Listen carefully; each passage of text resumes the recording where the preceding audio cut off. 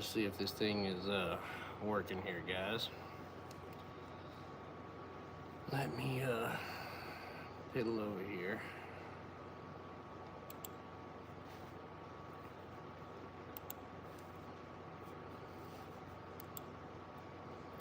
See if I can get this thing going.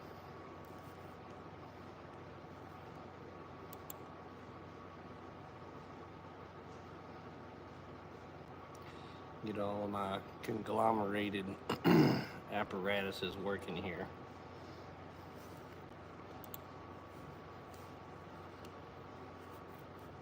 Well, hello there, Mrs. Metal.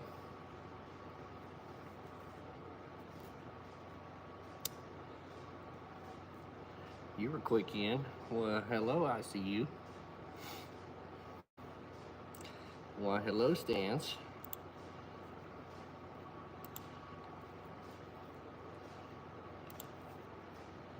I'll give me a minute here to work on this.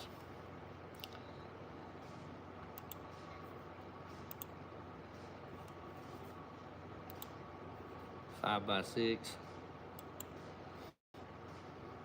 I hope my hat's not making too much interference with tonight. I lost my antenna, so I don't know how well I want to be able to tune in. Well, hello, our mountain home. Which one is this? Teresa? Oops. Is this Wiley or Jen? I assume probably Jen sitting at the computer this late.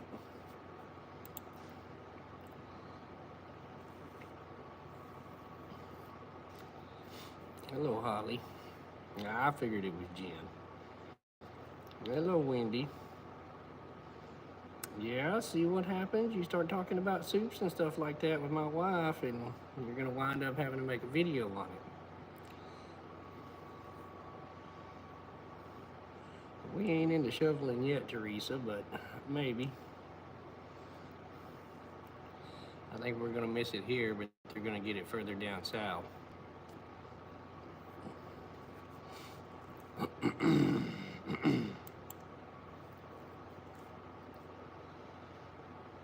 Thank all of y'all guys for stopping by. It was my last night here to make a video before all of our great changes that are coming tomorrow, so I wanted to try and get my 2 cents in before it all happened. You know, we got some snow. Well, Mrs. Metal probably has plenty up there that she could give you.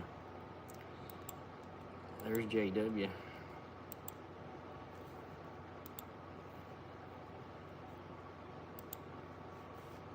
Why, hello, Blackbird.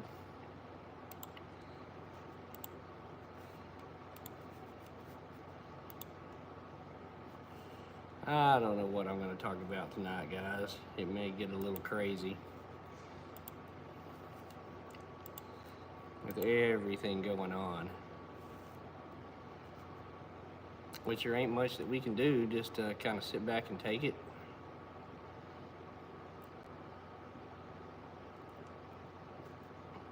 Everyone has it, but y'all, every time I click on your live up there, it's just as wide as can be. Hey, TLR.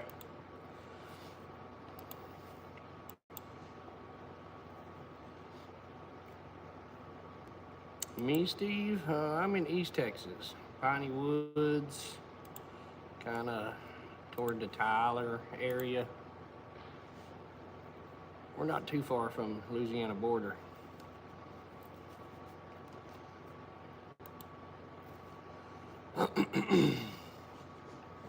I have left my cup of coffee, guys. Give me 1 minute.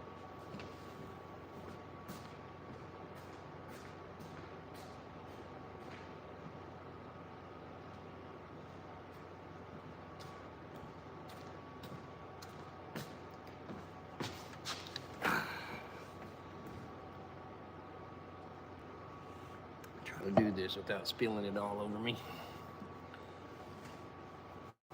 Yes, sir, Rose capital of the world.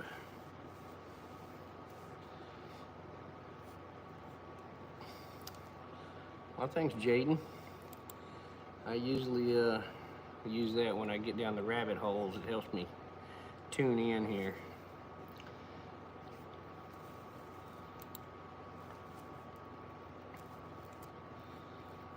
Oh, let me see here. So what do y'all guys want to talk about tonight? I mean, really, you know, news today in the last few days has all been Trump. And I personally am going to be one that holds Trump's feet to the fire. I think most of y'all know I'm not too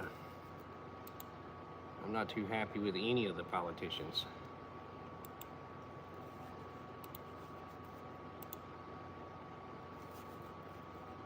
And that may upset a few of you in here, but I am definitely not here to stroke Trump's ego.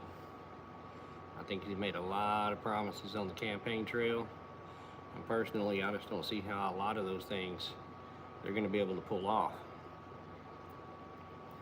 Hey Joe, what's going on? Stuck in AA? Well, we know how your AA meetings go, so maybe things are looking up tonight.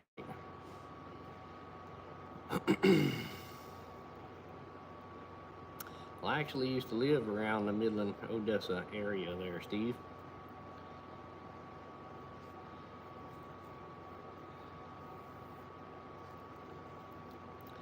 I just don't know what to think about all of this political stuff, guys. I mean, for me personally, I think there's been too much water that has went under that bridge, and as a country, we are in trouble in every possible way.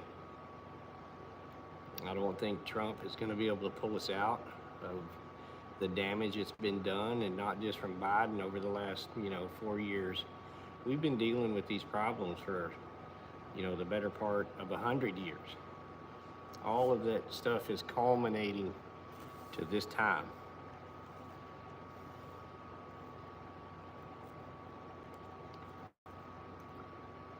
With the way things are going, I mean, it's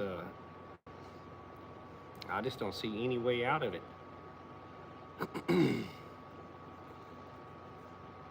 I mean, from my perspective, and I just come as this from an individual and a business owner and a father and a husband. I mean, that's really just the way that I can look at it, because y'all know me, I ain't gonna sugarcoat it. I live in the reality of every day.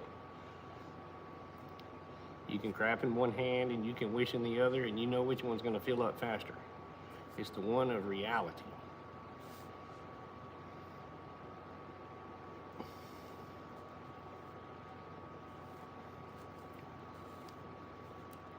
And I just don't see how any of that stuff is going to get any better.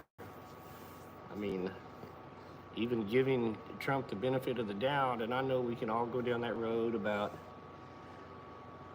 well, he was the better of the two choices that we had. And I will agree with that.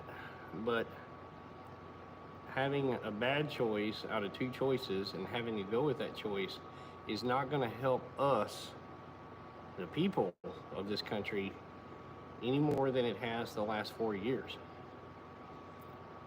We all saw what they did to Trump the first 4 years. How anybody could think that they're not going to be doing that same thing again to him these next 4 years, I don't understand it. Hello, Steph.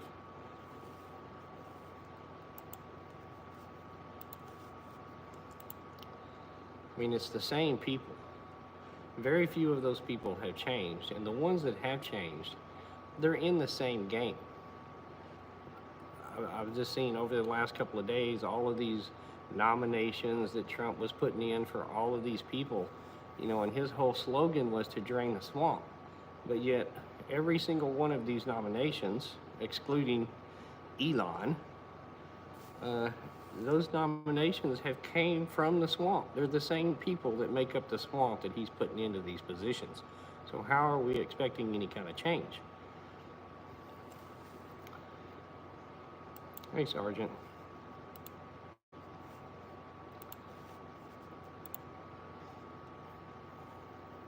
Y'all don't be scared to put opinions or questions in that chat, guys. I'm not afraid to talk about anything on this channel. I'm not worried about YouTube taking me down or giving me a strike or obliterating the channel. I really don't care. We all have this chance to stand up and talk right now. At least give your opinion. Hey, Rooster. Rooster made a good video earlier today, guys. Y'all should definitely go over there and watch it.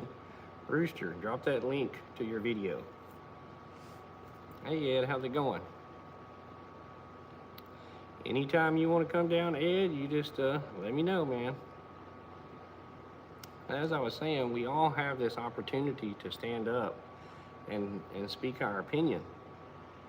And we're approaching that point in history, I think, to where even your opportunity to do that is going to be lost. There are so many people. I know a bunch of y'all here in the chat have channels. And I watch a bunch of y'all, and I know a lot of y'all don't take the opportunity to talk about what is happening in our country right now. We're on the precipice of some major things happening. And y'all are all old enough in here to know that when we were younger, the world has already changed so much that it's never going to go back to those good old days. What us older people now would call the good old days. And I know that y'all remember your parents talking about the good old days. And now that is us, where we're sitting here thinking about the good old days. Things that the way they were, the way they could have been. And look at how much we have changed. Look where we are now. Hey, Shad, thanks for stopping by.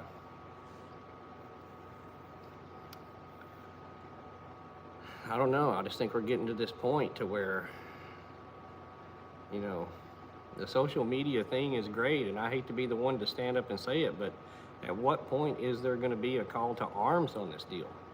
I know everybody thinks that, you know, it's going to get better tomorrow with Trump in the driver's seat, but what are y'all going to do when it don't?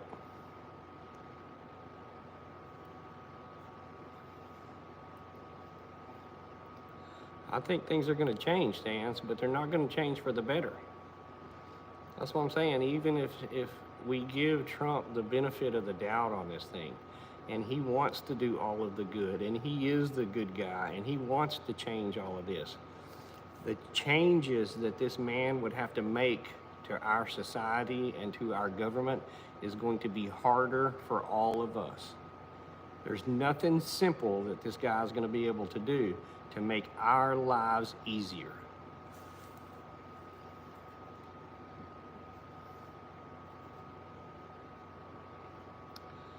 There's hard times in our lifetime right now, Jen, not just them. That's one reason why I get on here and say the things I say and do the things I do and try and spread that knowledge. It's really not just about our kids. I mean, some of us are still young enough that we want to have a life left. I mean, I'm an older guy, you know, I'm not afraid of death. I could die tomorrow. I'm in no rush. I want to spend time with my kids, but I just don't see how any of this is going to get any better. I think we all pretty much knew, you know, in that awakened crowd, I hate to even say the woke thing because, you know, woke has a totally different meaning now, but for the people that understand and can see what's going on in the world,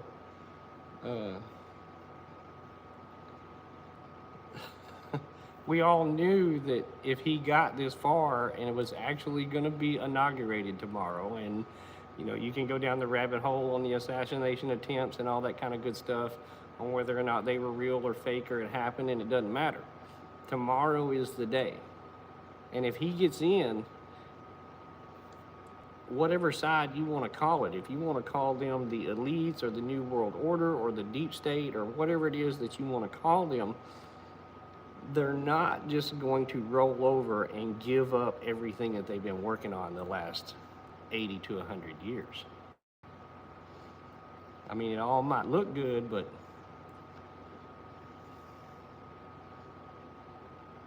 Do you really think it could be corrected, Jen? I mean, I don't really think a lot of people understand our debt situation in this country. And it's an easy word to say, debt. Just because we are a debt-based society. But, 35, 40 trillion dollars. And just in the last few days, Janet Yellen has refinanced all of that debt now, pretty much into short term. I mean, do people understand and realize that 25% of the money, the GDP of this country, is going to go just to pay the interest on our debt alone? Trump is not going to be able to do anything about that debt. And that's just the amount that they actually tell us about. The unsecured, like the Social Security and the Medicare and the Medicaid and all these other programs, we're into the hundreds of trillions of dollars that it just simply cannot be paid back. There's nothing that he can do about that. The only thing that he can do is try to curb some of the spending from tomorrow forward. That doesn't eliminate anything that we've already had. And there's no magic button that he's going to push to make that go away.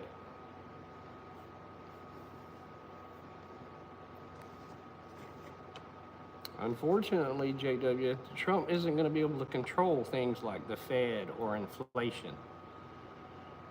The president doesn't have as much power as what people want to think.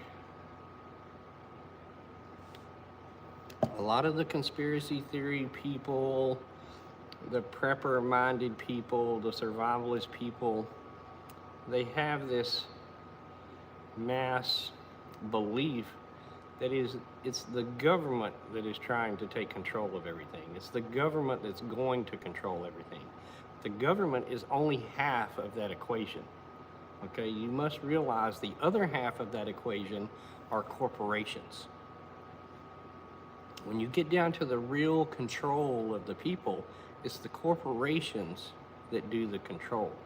The government is just part of that. Government I would say would be the enforcement part, because the corporations get what they want. Their lobbyists pay these congressmen and senators off, blackmail or, whatever, however they do it, the hundreds of ways that they do it and launder money, and the corporations get laws made in their favor.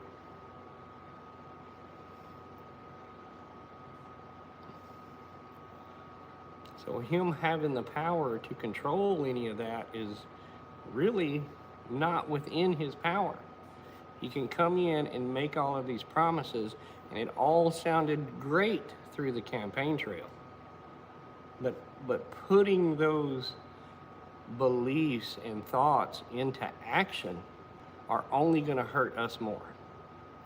I mean, there's only one way to save money, and that's to cut. All right, and nobody wants to get cut. They don't want their Social Security cut. They don't want their food stamps cut. 50% of the American population receives some form of government assistance, and they don't want to be cut.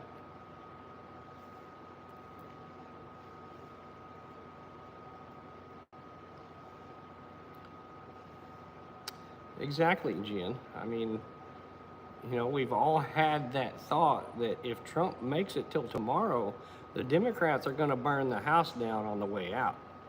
So after Trump takes tomorrow and is signed in and sworn in, the Democrats are going to blame this baby on him. All of the problems. If there's something that goes wrong with the stock market, it's going to be his fault. If something goes wrong with the banking, it's going to be his fault. If something goes wrong with the supply chains, it's going to be his fault. They have all been leading and taking us into this war footing, okay, whether it be the Middle East or it be Ukraine. Okay, that was the campaign promise that was made on Ukraine. He's going to stop that war in 24 hours. During the campaign trail, it was going to be real easy. He's just going to pull the plug on the funding, which would pretty much work. I mean, if we stop the funding to the military-industrial complex, they stop getting weapons over there. And that is pretty much going to end the war.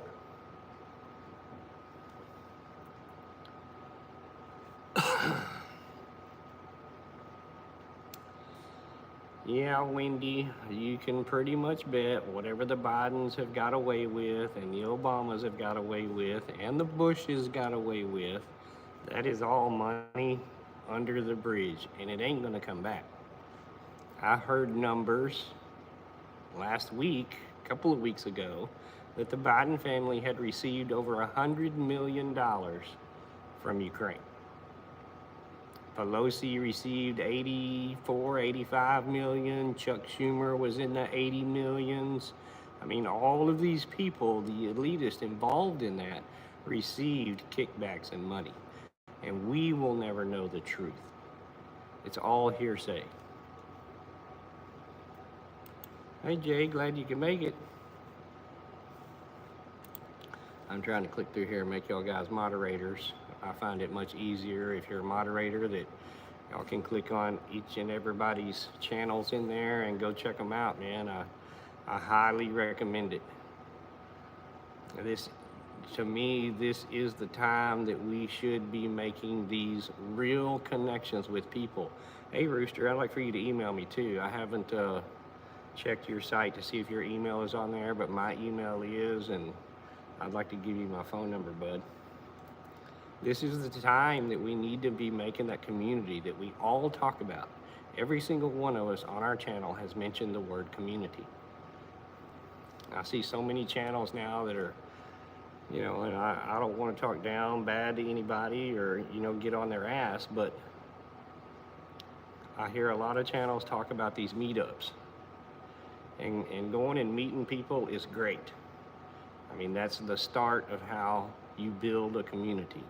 But going to these meetups and sitting around and bullshitting and chit-chatting and not learning anything while you're there, the whole point of these prepper, homesteader, survivalist channels were to teach other people the skills that they may use in the future. And everybody has gotten away from that. Just like Rooster said today, it's just a big social gathering thing. And we're at a point in time now to where, in my mind, the time for talk is over. Literally, it's over. Just like Rooster said today, he's tired of the bullshit. I'm tired of all the bullshit. The hollow promises that were made to all of us as Americans. The simplest things just amaze me. I mean, 250 years ago, the forefathers of this country stood up to the tyranny, all right? They got tired of sitting around bullshitting and chit-chatting and letting the king run all over them and tax them to death, and they stood up.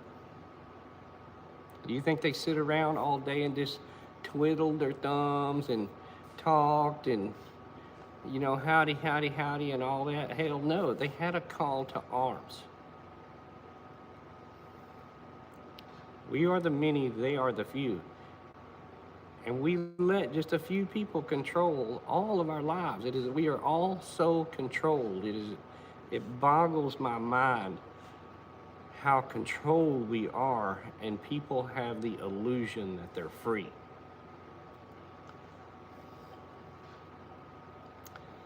I'm very surprised that it has continued this far along, TLR. Hey, Stephen.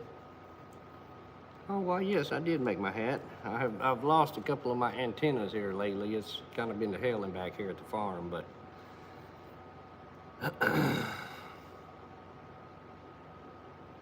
yeah, exactly, Rooster. It's just the things that we allow our government to do and take us to war and support all of these foreign entities and different, it's just mind-boggling the amount of corruption and distortion that goes on with our government. I mean, just in the past, you know, few weeks, we have all heard from Trump and Elon about all of this government waste spending and all of these different areas of government that are shutting down and all that. I mean, you know, the FBI came out the other day and said they were shutting down their DEI office. I mean, how many of y'all actually knew that the FBI had an office that was allocated to the DEI movement and hirings and that whole genre of whatever the hell you want to call it. I mean, how many other government entities do we have operating that we don't even know about? I mean, the public is completely unaware. Hey, Carl, what's going on, bud? Sorry I hadn't checked in with you lately. How's the mobility and the truck and the tires and all that coming along? Oh no, this is 100% grade A Reynolds tinfoil, man. I don't go for none of that fake stuff. It's just, it blows my mind, guys. I mean, sometimes I think I'm going insane just being surrounded by all of this idiocy. How to cope with it all.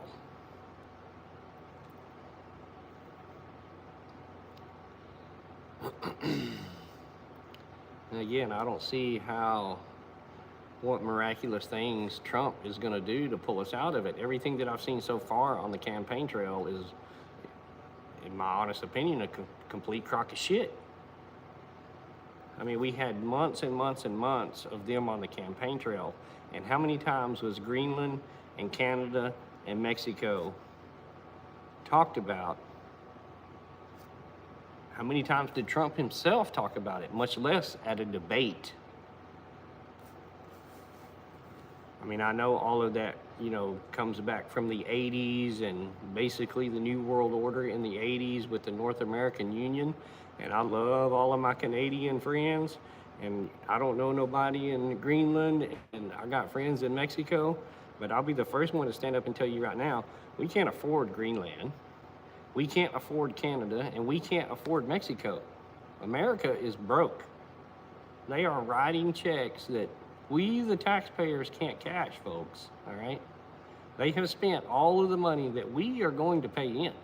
They have spent all of the money that your kids are going to pay in. I got kids that are 10 years old, so I got kids that still got to grow a long time, another 10 years before they start paying taxes, and all of their money is spent too. And actually, the kids that my 10-year-old daughters are going to have when they're grown in another 20 years, they've already spent all of their money too.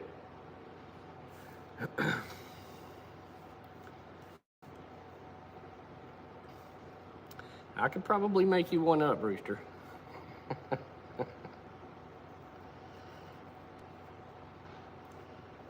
Yeah, Wendy, it's beyond corrupt. You can't just say corrupt anymore for everything that encompasses what is going on with our government.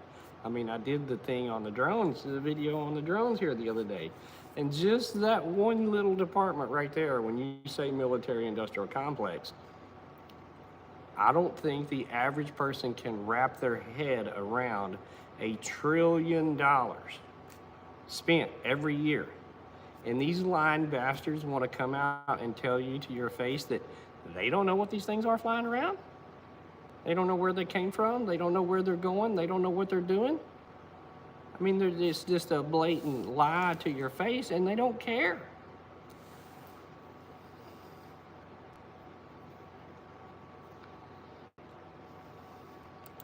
It is going to be a very hard sell for Trump. And I know a lot of the Trump people want to believe, that he's going to bring back manufacturing. And, guys, I'll be the first one to stand up and say, I hope I am wrong 100%. As a business owner and a father and a husband, I wish everything that I thought and believed was wrong, because it would only make my life easier.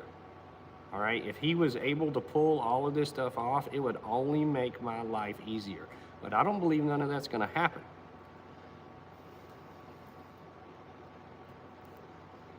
How is he going to do it? There is no magic button he's going to push back there. All of it. All of it. What happened to stopping the Ukrainian war in 24 hours? All of that talk went away. I heard they had a few talks with Putin, and Putin basically gave him the finger, and talks were over. And the last I heard, Trump said he's pretty much going to fund the war. If the NATO members will pay in, he will fund the war.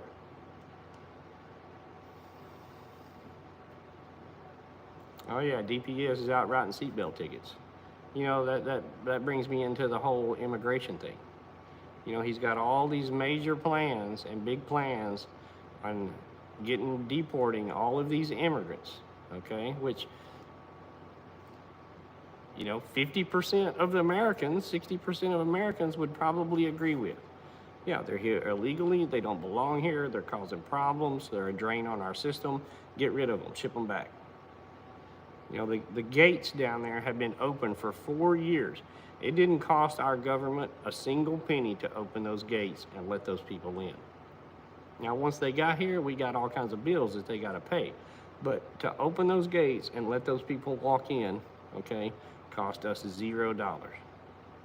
The first figure that I heard come out the other day on what it was going to take to get those illegals back across that border was $300 billion.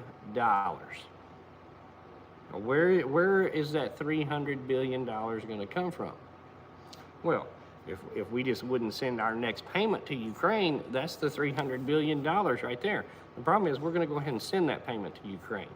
So that $300 billion is just going to be a hot check that's just going to be written to get all these people out of here. Oh, I forgot to mention, they think it's going to take at least 10 years too. Okay, 10 years to get all these people out of here that have come in, and $300 billion. Trump's only got 4 years. It's going to take a year to get the infrastructure in place to even move these people out of here. So that leaves you 3 years trying to deport these people. It's a losing battle. I mean, in 4 years, he's going to be out of there. Is the next guy coming in going to run the same thing that he did? Is he going to have the same feelings? What's going to happen in these next 4 years with all the illegals? All I heard today was, you know, ICE raids are going to start tomorrow in Detroit. Do y'all know that it costs $6,000 a month to house an illegal? We house a lot of them right here. Now, I'm not talking about their own independent house out here for them to live in, an apartment. I'm talking about in a state facility, in a little cell, give them 3 square meals a day. It's $6,000 a month, $200 a day. That's the federal average cost to house these illegals. Now, how long are we going to keep them here? I mean, right now, Texas has already donated, the state has already donated a couple of thousand acres down there to build a facility to house these illegals at $6,000 a piece.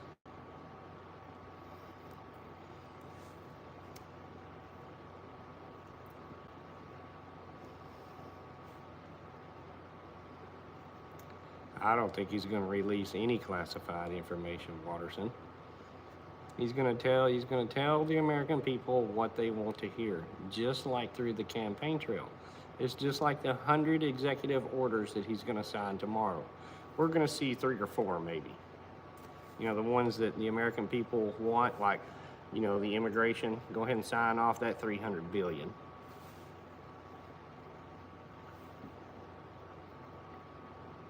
Exactly, Joe. I mean, the illegals, I mean, this whole California debacle out there. And just the top people right off the bat, Gavin Newsom, the mayor, the fire chief. I mean, you got, you know, the DEI chick, whoever it was, you got all these people that are in control of California out there that have wasted and spent and stolen and laundered billions and billions of dollars. All right, since the last time that Trump was president. All right, 20 years ago, they were given $20 billion to eliminate the homeless problem in California. $20 billion. And now that account is broke, and the homeless problem is twice as bad as it was. Didn't Trump give Newsom $8 billion to clean up the forest out there and prevent the forest fires and You know, they're shoveling money at this problem that don't get any better. And I think when Trump gets in tomorrow, he is going to give all of the money that they need to California to rebuild. I mean, he's the guy in charge, and they got to have the federal money to rebuild. So who is going to fit that bill? Us, the taxpayers. Now, granted, we may not pay to build back each and every house out there, but there are billions and billions and billions of dollars in infrastructure damage that must be replaced. And we, the people, are going to pay for that. You know, the politicians and the scumbags out there in California ran off with all the money, and now we're just going to truck more money out there to them.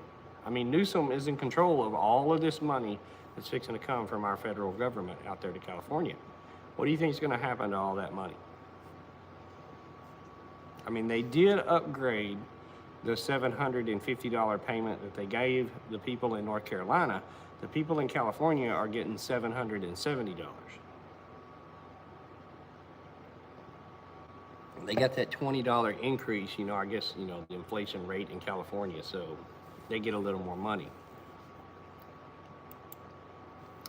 It's just insane. And we can't afford any of that. You know, our debt is only one problem that we have. Every single one of us in here has heard them talking about war with China. If you go behind the scenes and listen to what's going on, you know, that is the greatest threat that they're worried about is China.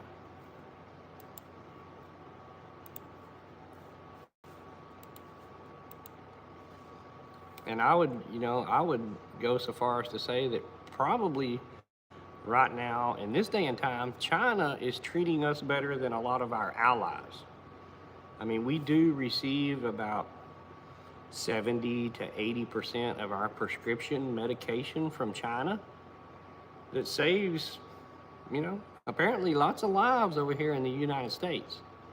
But yet, our dear friend, neighbor, NATO member, ally, Europe, all right, they make Ozempic that they send over here that is killing people. It is such a bad product, it is illegal to sell in Europe. They specifically make it over there and send it over here for people to lose weight. And if you haven't heard of the problems with Ozempic, just look it up. I mean, literally, China is helping us more than our friendly neighbors over here.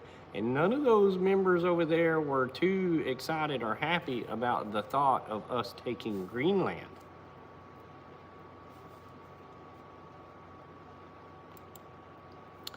Yes, Susan, I mean, we have all heard, we are all hearing the things about the next pandemic. Whether you want to believe it or not, or go down that rabbit hole is totally your own discretion. We've all heard the H5N1. All right, we've already had 2 or 3 deaths from it. You know, we've seen what's going on in China over there, and it's getting very, very difficult now to tell about these videos that are being uploaded. You don't know if it's from last year, you don't know if it's from 2 years ago, you don't know if it's from 4 years ago. I mean, channels have a bad habit now of just replaying the live fire in California, you know, to get hits and clicks. It's what it's all become now, is about hits and clicks. Instead of getting on there and talking some truth and some expertism in your field, whatever it may be. I mean, some of the prepping channels out here, you know, they get on there and they read the same news stories to you that are fed to the mainstream media.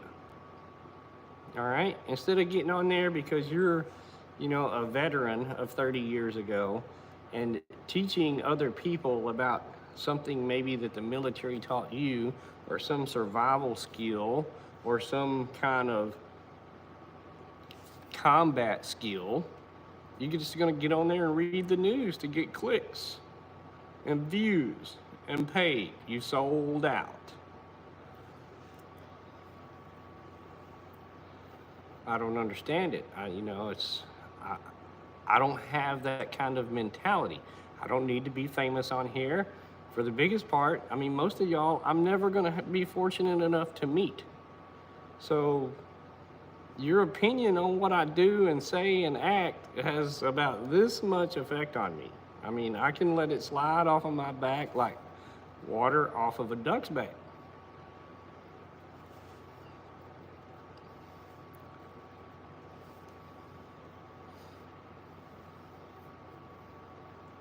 Yeah, Gates did say the next one, you know, again, that all goes back to Event 201 and how much of it you want to believe and read into.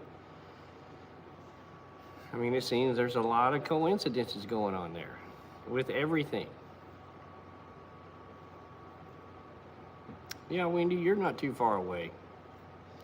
We could probably get up to Oklahoma.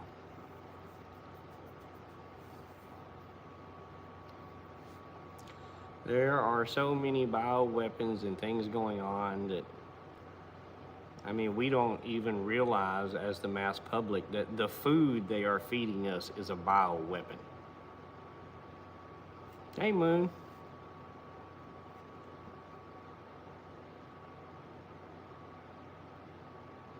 I would love to meet you, ICU. Hey, Moon.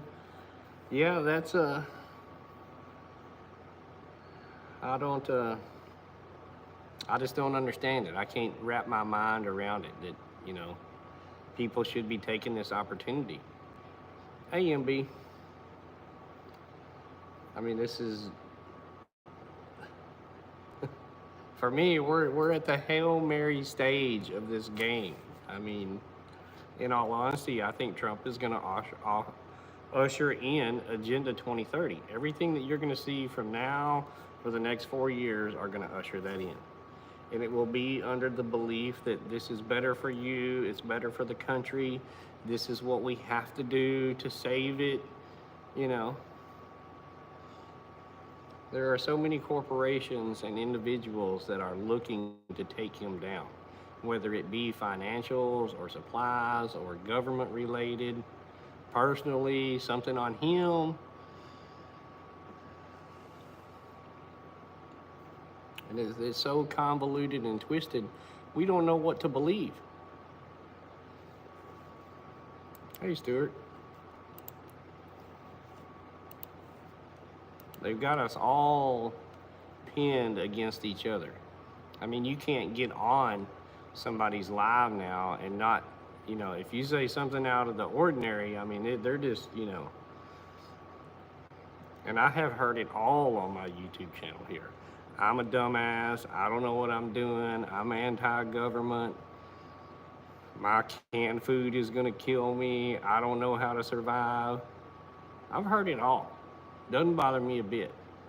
I'm still going to do my thing no matter what anybody believes or thinks.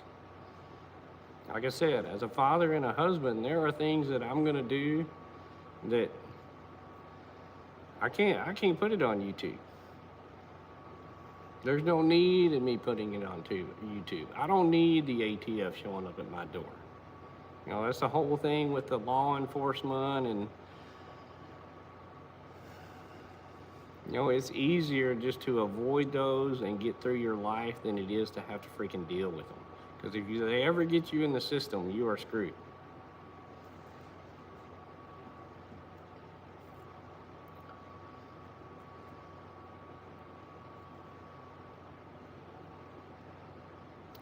Yes, it is, Moon, and I think we just, you know, I think we see this much of what is really going on.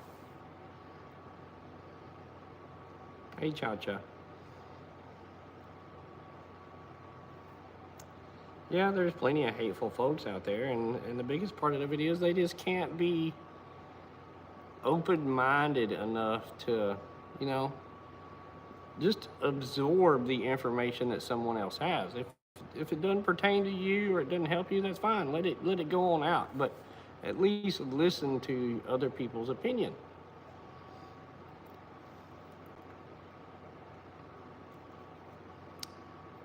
It is, Rooster. It's, you know, I think we're past the time of talking. I mean, that's what everybody's sitting around now doing, is just talking. They ain't doing nothing. And that ain't advocating for any kind of violence or anything. You better be preparing for what is coming. See, in my mind, a big part of preparing is being able to change and adapt. Because I have never gotten on here and said, well, I've never gotten on here and said that I'm actually a prepper to begin with, but that is the lifestyle that I live. I am very fortunate in that the things that I like to do are preparedness related. I find it a challenge to me, mental wise and physical wise, to get out here and operate my farm. To be able to grow my own food and raise my animals and build my own house and heat my own house and make my own power and run my own basic little world out here on my farm. I find that as a challenge and I enjoy it. Most people don't. I mean, I don't find a lot of people that are, me and Ann have been very fortunate and well blessed, and financially speaking, I don't know a lot of people in my position that want to come out here and shovel pig shit and chicken shit all day. They don't want to have to chop wood and get up every few hours and feed the stove. I enjoy it. It's a physical and mental challenge for me. And it just so happens it's right along that preparedness guideline. Because I could easily get rid of all of this stuff and buy a yacht and our family could sail off into the sunset. And I choose to sit out here and do this. It's what I enjoy. So that is, our plan B as a family.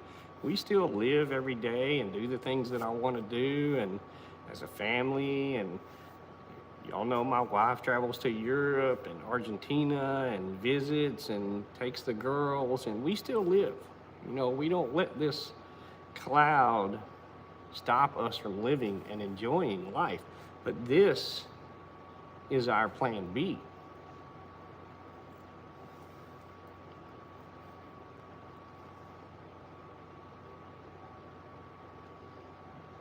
It is a rooster. I mean, that's just, I don't have to worry so much about all of this poison food that we eat and poison water. And, as I've becoming older, I've become more recluse. I don't like going out in the cities and being around all of those people. And, less population density for me is great.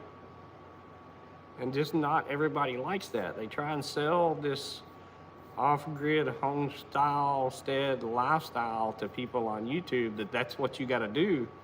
And the simple fact of it is, a lot of people just don't want to get out there and do it, and a lot of other people can't get out there and do it. Hey KP, getting cold over there yet? Y'all liable to be in some trouble. I heard Louisiana might be getting like 5 inches over there. Hey, Mr. Hollis. Yeah, Mr. Hollis is a good buddy of mine. I mean, he is doing it. I won't divulge too much information, but he's an executive from town. He moved out here from the big city and started with nothing, a bare piece of land, and has built by hand everything himself. It is possible to do, but it is very, very difficult.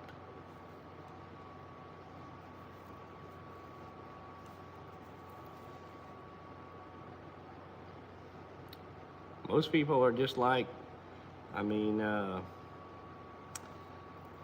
Jen was in here a while ago from our mountain homestead, and they've done it. They have packed up their family and moved off into the mountains of Arkansas and live out there as a minimalist family. And they're doing a great job to have what they have. But that is a decision that they have made as a family to do that. My wife and kids, they're not ready to move off out into the woods and live on a minimalist mentality. It's not an easy thing to do. Hey, 13, glad you made it over. So I think, that this change that is coming, like I said, I've never gotten on here and said that the world is going to end. The world is going to change, and it changes every day. You know, whether you look at it in a 4-year cycle or a 10-year cycle or whatever, as we were growing up, the world that we knew as kids, that's long gone. It ain't ever coming back. The things that we did, the things that we had, the freedoms that we had, you know, 30, 40 years ago when we were kids. I mean, out here on the farm, yeah, I can let my girls out in the front yard to play all day long, and I watch them, but it's not a mental note that I have to be there constantly to watch them. When we're in the city in Houston, they don't go outside without me or Aunt. It's crazy that we have to live in a world like that.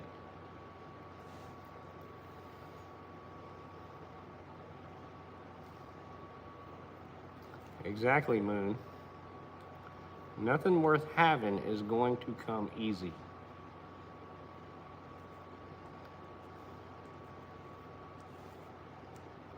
We knew a world that didn't have cell phones.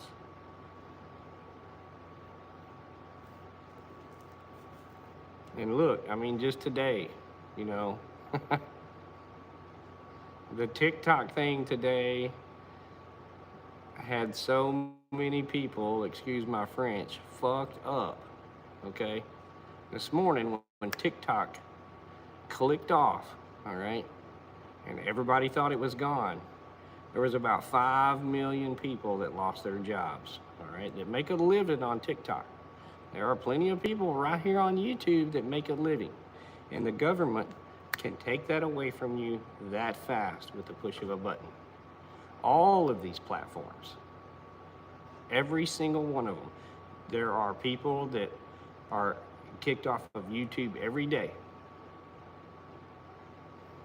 TikTok, apparently the same way. Rumble, the same way. Whatever platform that it is that you're using out there, don't think that you're safe on there. Just because you can't come on here on YouTube and say the 14 magic words that the AI is going to pick up today, or your video is not going to get seen by anybody, you're going to be shadow banned if you mention those whatever words they are today. They can take it away from you that fast. And what were those 5 million people going to do?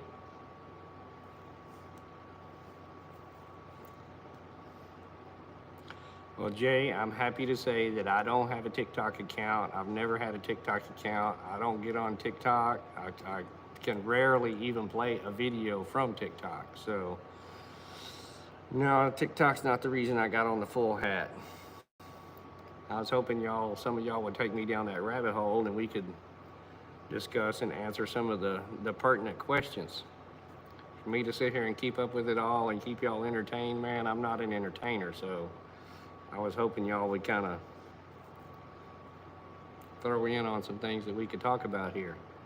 I ain't scared to go on any topic or down any hole. It doesn't bother me one bit. Those of y'all out there that got the Nunya merch, the limited editions, guys. Because someday it'll be gone, and let me see here. I got several things that I have been meaning to give away. A pile right here, look at that. Y'all want some shirts?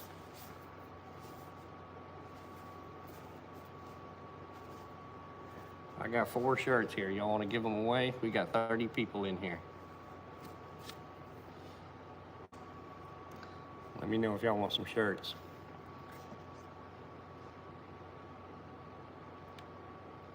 Let's go down a rabbit hole. I'll go down any rabbit hole you want to go down, Wendy. Chances are I have already been down it so far and so many times I've seen the bottom. Yeah, I'm gonna have to get my antennas fixed back on it, Sergeant. I'm losing my ability. Yeah, voice to skull technology, right? Well, I try and usually get on here and think pretty straight, 13, and I use that hat to block out all of that, government interference. Exactly, GMA. The dollar is a world currency, but, if y'all are keeping up with it, about 42% of the nations around the world now are using the BRICS. Y'all want a hat? All right, let me see here. Let me see how I can do this. Let me get a pen. Hang on just a minute. I'll be right back. Y'all don't leave. We got 30 guys in here.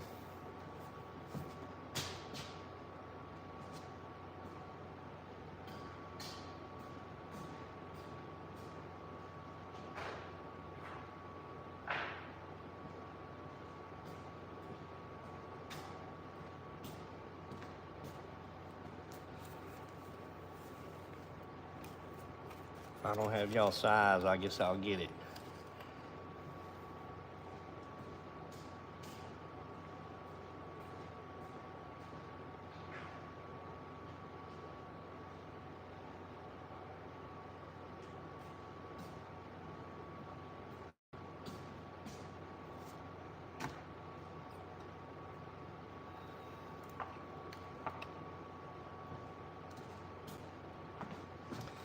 Okay.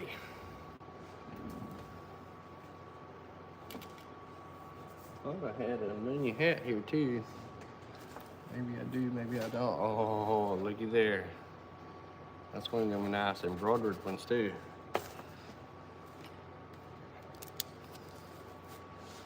Okay. Let me see here.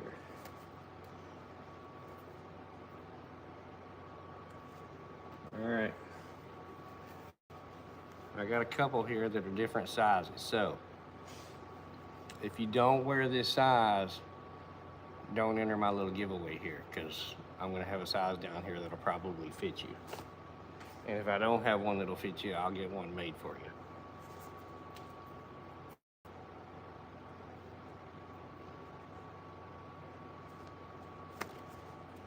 Let me see what sizes we got here. Oh man, okay. All right, this first one right here is gonna be an extra large. They're not massive, but it's gonna be a pretty good size shirt. So if you wear an extra large shirt, let me write down a number over here and we'll play a little numbers game. How many we got in here? 27? Let's go from 1 to 30. And, all right, I got my number written down over here. Y'all just start listing off some numbers to 1 to 30, and the first one that gets it will get an extra large shirt. Now, if you don't wear an extra large, just wait, because I got some other sizes here. So 1 to 30, go for it. Damn, I see you got it already. 19 right there. I show you I wasn't lying. 19 right there. All right, I see you. You got a large, or an extra large.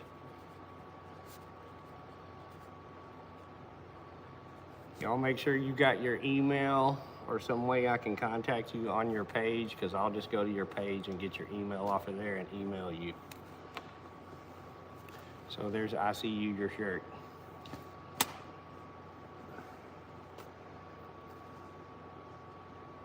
Next one here is a medium. That's what I wear, is a medium, so. Okay, let's see here. What we got in here, 34? Oh wait, 27, yeah. All right, let me write another number down over here.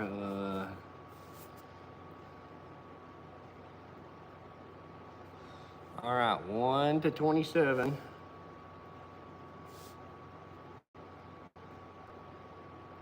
I got my number. Go for it.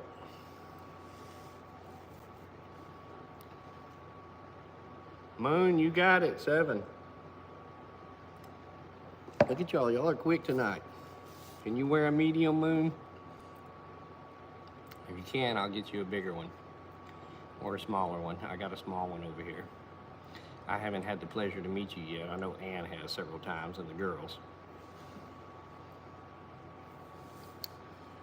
Moon gets a medium. Hey, Dabo. Yes, medium. All right. There's moon shirt. Medium.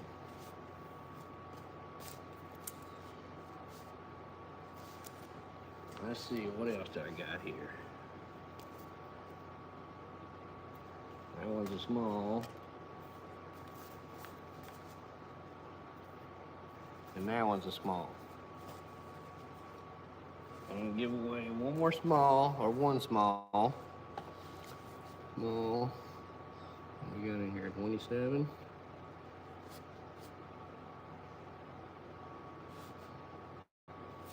And let's see here. Let me write down another number. All right, number. Hey, Art. All right, go. 1 to 27, a number. Hey, Laddie Casca.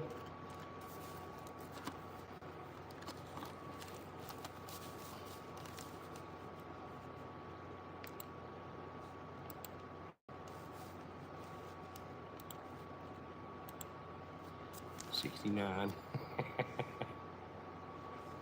You could wear a small as a bandana, Dabo.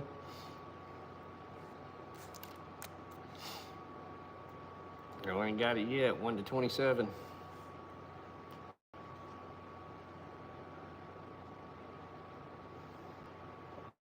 $17.76. I like that one.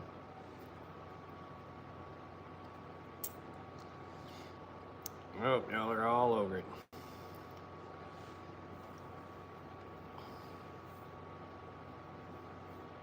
Not yet.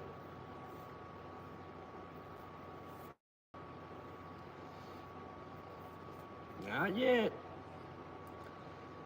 Come on, guys. Y'all are all over the board, ain't you? Wait. Look at me. I ain't even in live chat.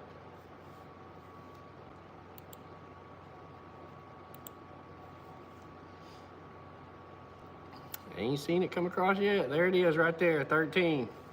What you think? The number was 3. Do you wear a small, what you think? Or you need a bigger size? I'll get it made if you can't wear a small, man.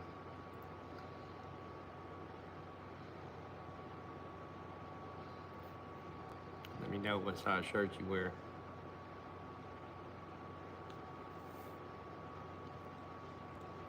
No, the number was 3, Hardneck. I call what you think 13 by his 13 number.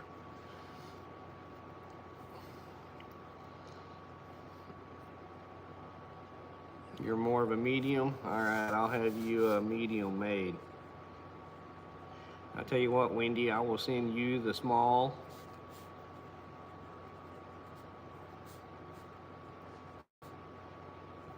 And give what you think a medium.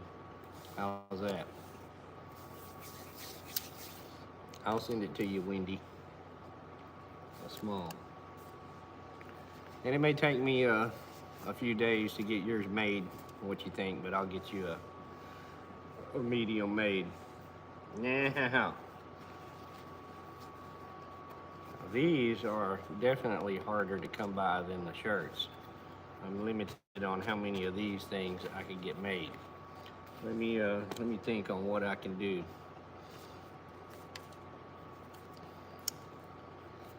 Let me see here.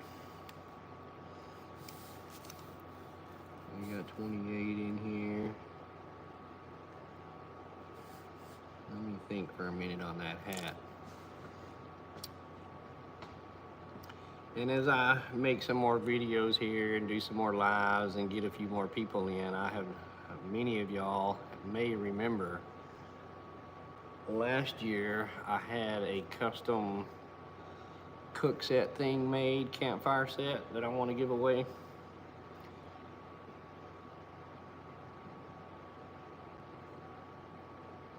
Y'all remember that?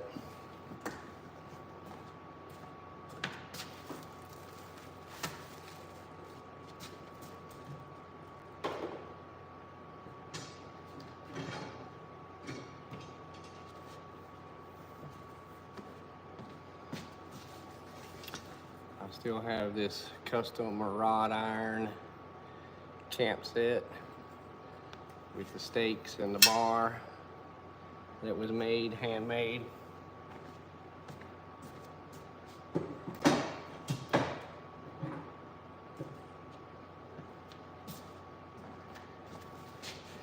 It's got hangers for kettles, for pots and pans, hangers. It's all one custom fire piece set that goes over fire so you can cook on it. I'm still gonna give this away too.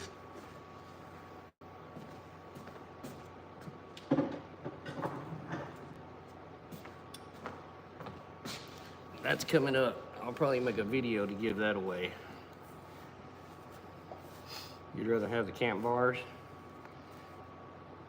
Well, I'll probably make a video that where you leave a comment or something down below. That tends to get more people. But the hat, what we got in here? We still got 27 in here? Okay, well, let's see here. Let's do the hat. 1 to 27. We'll go,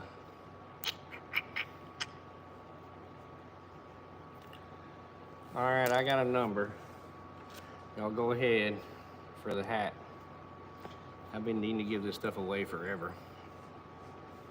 I think I got a hoodie back in there I might give away, but I ain't going to look for it right now.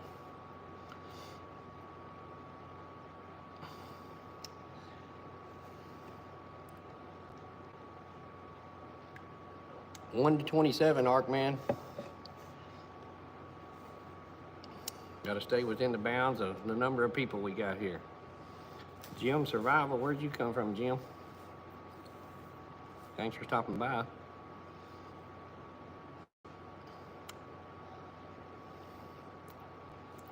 Oh, well, no, y'all are all over it, but nobody yet.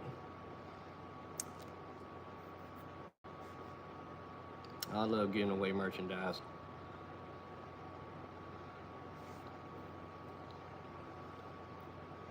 There you go, right there, Carolina. Steph, you got it, 27. Steph gets the hat.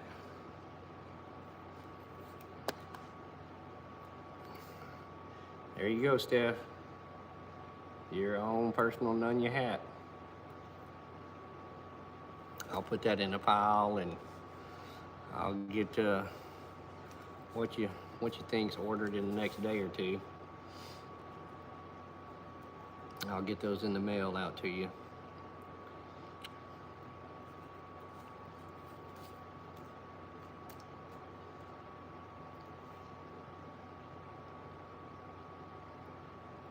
They really are some nice hats. And the shirts ain't too bad either. The lady makes all of my shirts. Most of these t-shirts y'all see me wearing that got these little whatever on them. I got a shirt lady that makes them and she does pretty good work. Yeah, Jay, you won the wrought iron set. I'm probably gonna wind up giving that thing away in the next couple of weeks, so definitely stay tuned. Y'all, anybody want to be the winner of an emu egg?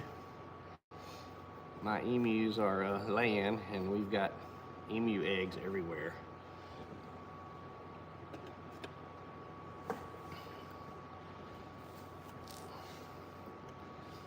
You want an emu egg, Moon? Yeah, Wendy, just email it to me.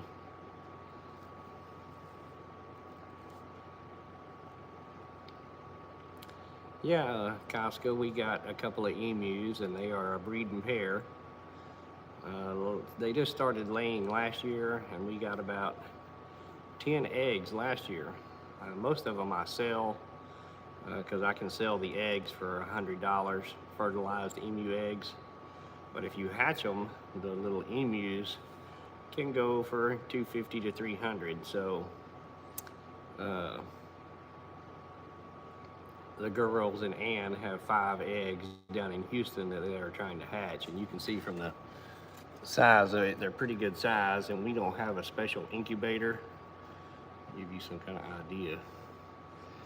So I've just kind of made a little temporary incubator to hold some eggs. But we did hatch a few last year. One of them we gave to Bland's Promised Land, and we gave them some eggs as well that they hatched. You go to their channel and you see their emus. I think one of their emus is one they hatched. Yeah, they're a pretty neat animal to have on the farm. I like them. And yes, Moon, they are raised for meat. They're supposed to be very much like steak.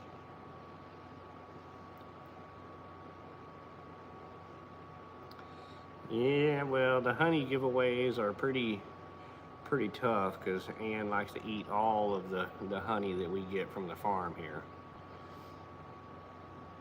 But I do have a little that I might be giving away. Yeah, Art, they use the emu oil too, and the feathers. The feathers are supposed to be some of the softest feathers in that, whatever they use them for, quilts or blankets or whatever. It's supposed to be really good stuffing.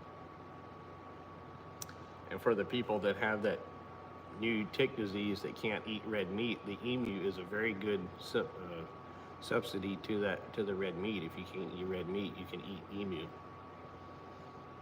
I have tried it and it's not too bad. A lot of people got into the emu thing, 15, 20 years ago, and there just were really no processing facilities around to handle the emus. Many processing facilities, they have their specific thing that they do, beef or pork or deer or whatever, and a lot of them will not mix animals. And there just wasn't anybody around to process the emu, so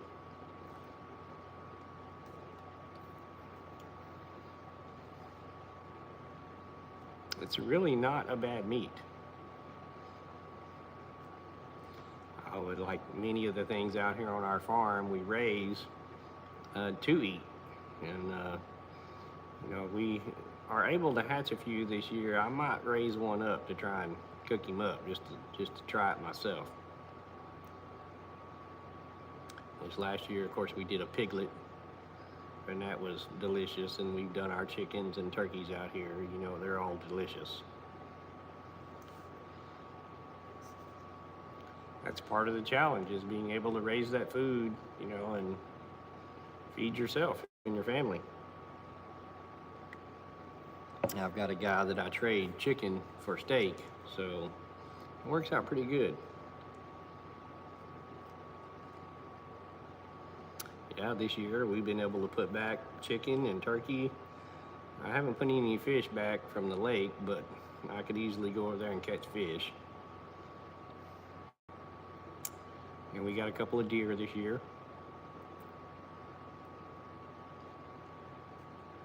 Oh, definitely try it, MB. It's worth a try for sure.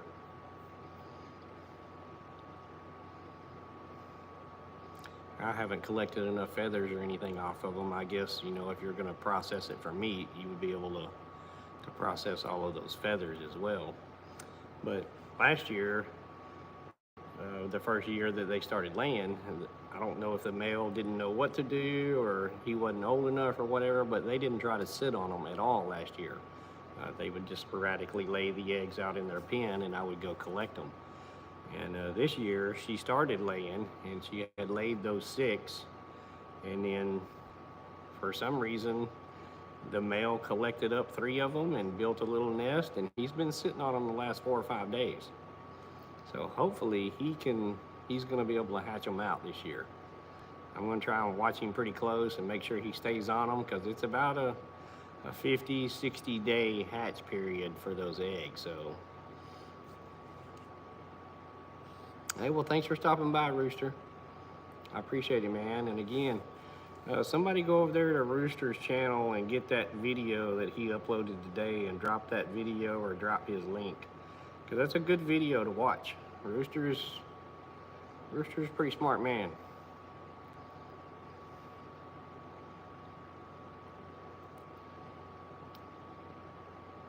So we'll go over to Rooster's channel and drop his link, somebody. Moon too, all y'all drop your links in here, people, please. That's the thing. I mean, build that community and each other, and I encourage y'all to get on your channel, and you know, it's great to talk and bullshit and say hi and all that, but we really need to talk about what is going on in not just our country, but the world today. It is changing, and we're going to need each other to make it through this process. Thanks, Steph. Thank you, 13.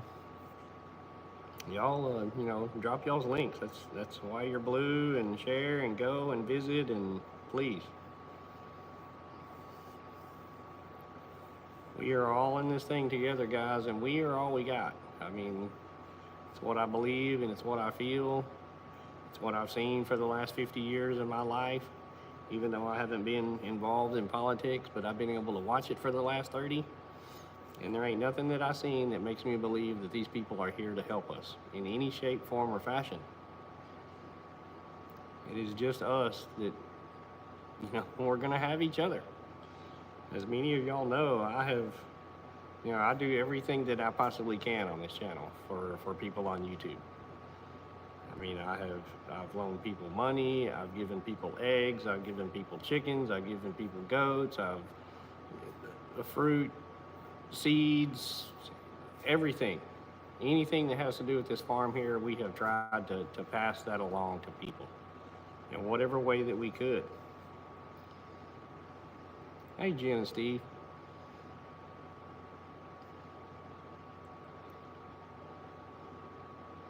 We should all be doing that.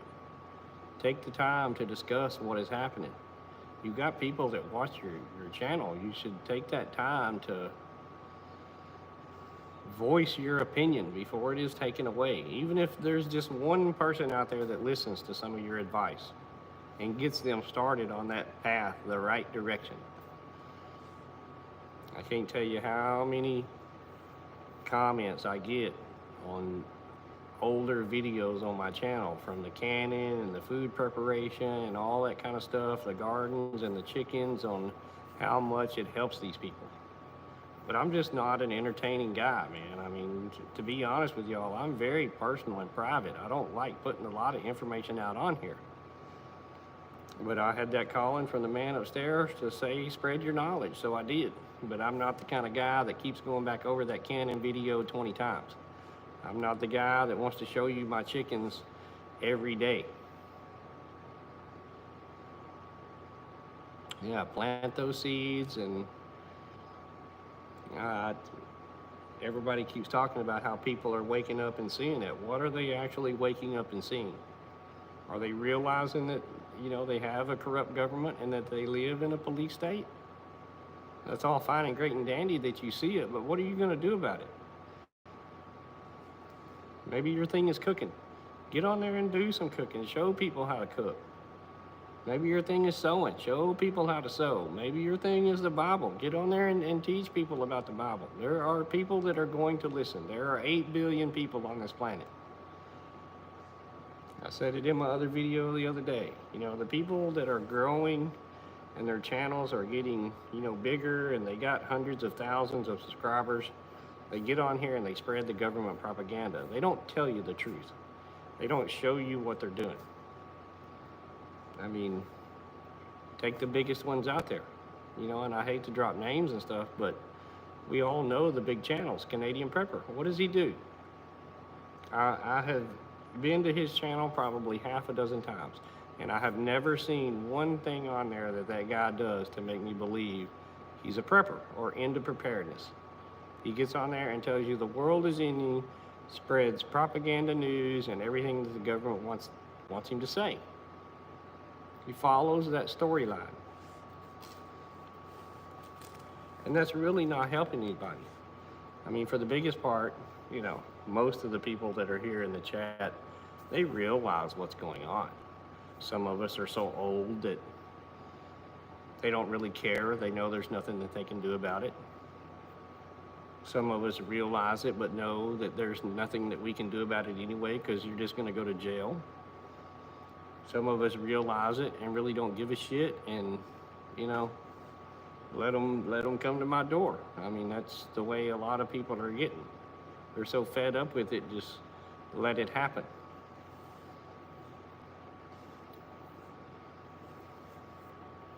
Yeah, Jim, exactly. That's any number of the bigger channels now. You can't click onto a bigger channel and not have them try and sell you something, whether it's the food or the solar generator or the water filter or the medical supplies or whatever it is. It's all about the clicks and the dollars and the money and spreading that propaganda. Ever since Obama repealed the Smith-Mundt Act, it has been legal for our government to feed us the propaganda, and they do every day on everything. I mean, put a 1 in the chat if you think we're winning the war in Ukraine. Later, Sarge. Hey, Shorty.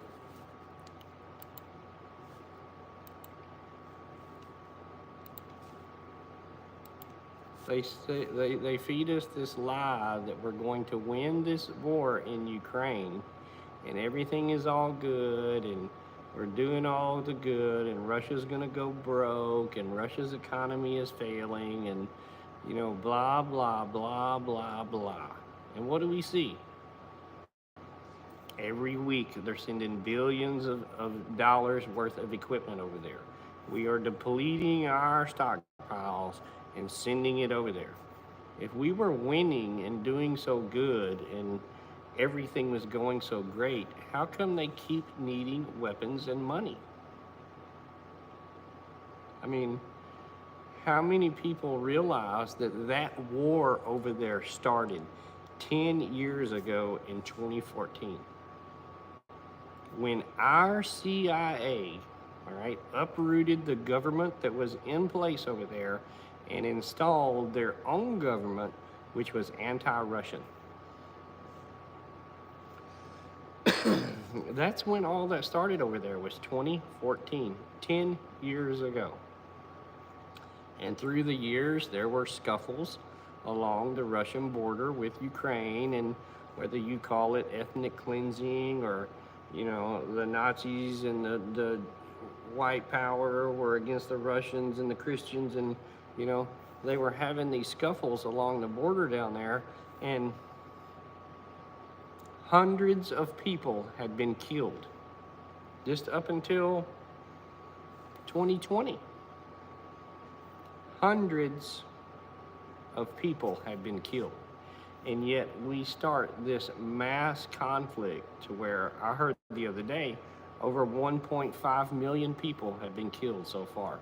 Soldiers, civilians, innocents, women, children, elderly. 1.5 million dead. For what? You know, the whole peace plan with Trump going over there or sending his people over there to talk to Putin was? You think Putin is going to give up that territory that, you know, that they have fought so hard to gain? You think it's going to end up like North and South Korea, where we have a demilitarized zone in between Ukraine and Russia? I mean, these millions of people have died and basically lost their country for what?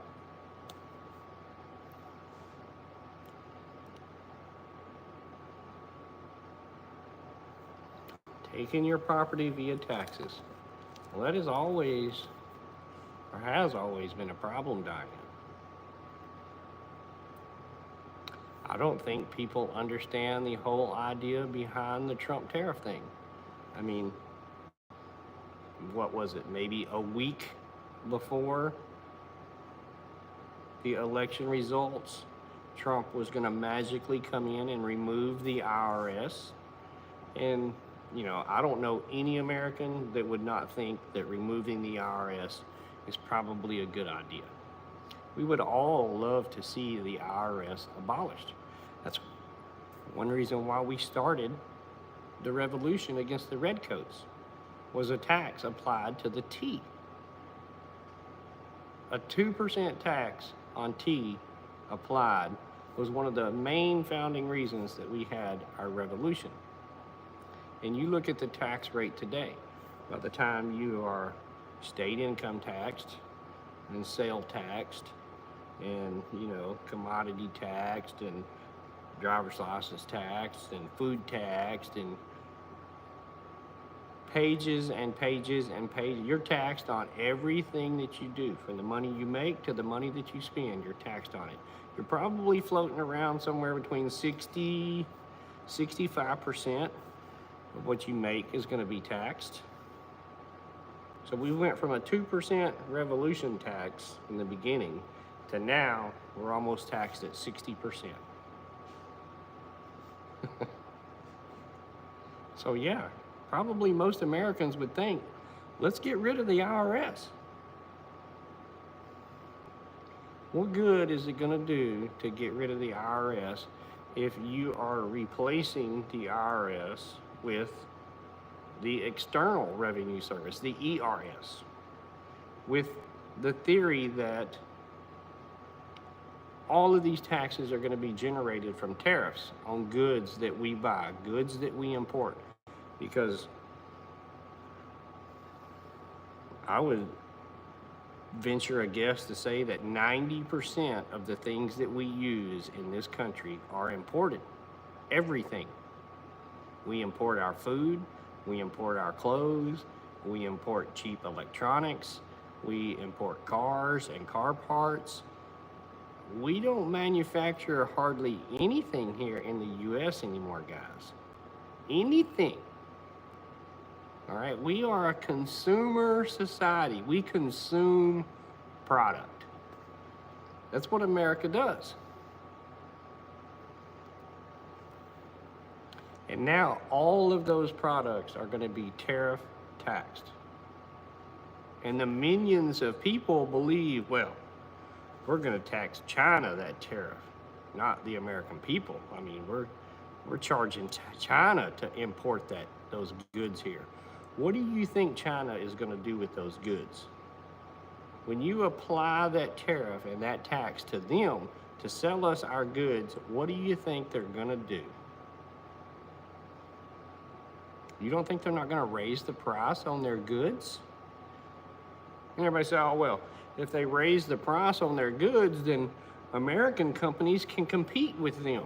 If their product is the same price, American manufacturers can compete with the Chinese.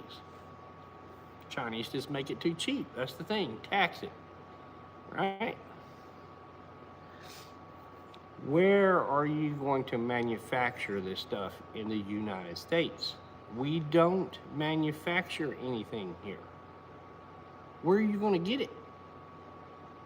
Trump is not going to magically build a manufacturing base in this country in the next 3 to 4 years. If you think you can build a major manufacturing facility in less than 3 to 4 years, you got another thing coming. Not only can we not get the infrastructure built to do that manufacturing, but most of the tooling processes and tooling dies and tooling equipment is going to come from a foreign country, because we don't make those machines anymore either. You want to make a TV, you want to buy an American-made TV, right? Because we don't make any here. And you know, you can go to Walmart and buy a 70-inch flat screen now for about $600, okay? Well, we're going to make a TV manufacturing facility here in the US. All right, it's going to be a $1,000 TV, not a $600 TV. And we're going to tariff China, all right, to make them raise their price on their TV to $1,000 to match the American TV. Well, guess what? The tools to make that TV come from China, okay? In the 2 or 3 years that it's going to take to build this manufacturing facility, get the equipment in there, get everything that you need in there to build these TVs, the technology on those TVs are going to change. So now at the end of that 3-year process, and you've got your manufacturing facility built and you're making TVs, those are old TVs. It's old technology.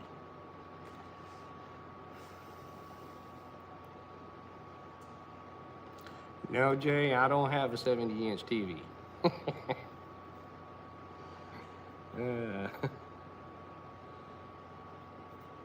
You got a shirt similar to what I'm wearing now. That's the one I had my shirt lady make up. Yes, it's the same with everything, Steph. It's the same with our food, it's the same with our clothes, it's the same with our automobiles, it's the same with everything that has to be manufactured. China and other foreign countries, India or Pakistan or whatever place you want to go to, they're already making this stuff. Right? And they're making it cheap. That's the whole reason our manufacturing labor market was sold out over the last 50 years. They can make it cheaper over there, which is great. That's what Americans wanted, cheaper product. You know, we're gonna save money by buying this crap from China. And we sold ourselves out. Because to rebuild all of that manufacturing, guys, is gonna take time and money.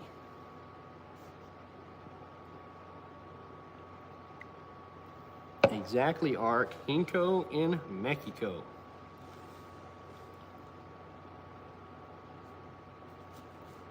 Still know a few barns full of stuff. Yeah, the problem is those old barns that are full of all that old stuff, you know, they don't make the latest, greatest thing now. Yes, Jennifer, workers are going to be another issue. It's not that just that people don't want to work. It's the fact that, I mean, Americans are really stupid. I mean, I hate to be blatantly honest with you, but they are. I mean, you look it up in the world statistics on education, and we're down there, you know, like 40, 50-ish down on the list. We're not number one up on the top for smarts.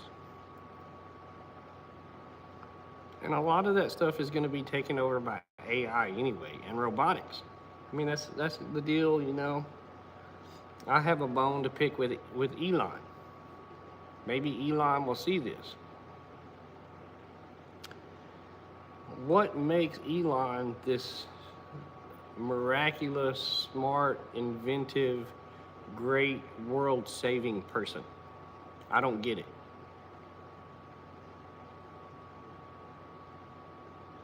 Somebody please tell me. I mean, what do we got in here? 21 people? Somebody please tell me what makes Elon such this great person?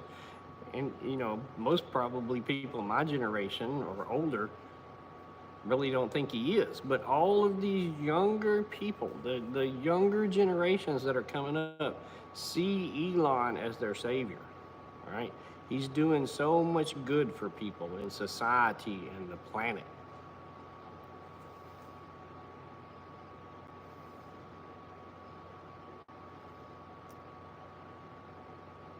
Don't leave yet, Moon.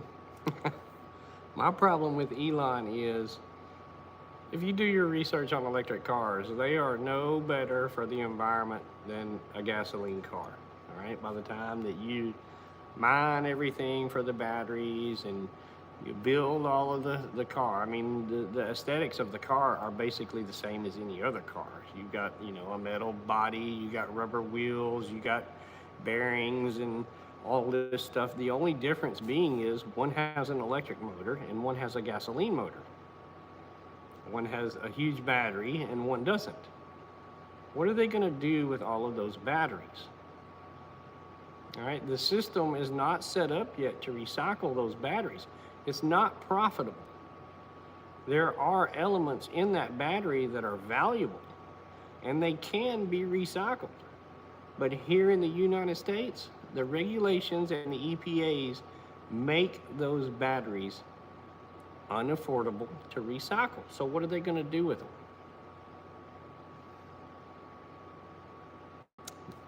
How many of y'all saw the Starship launch the other day? The one that exploded down there over the Caribbean.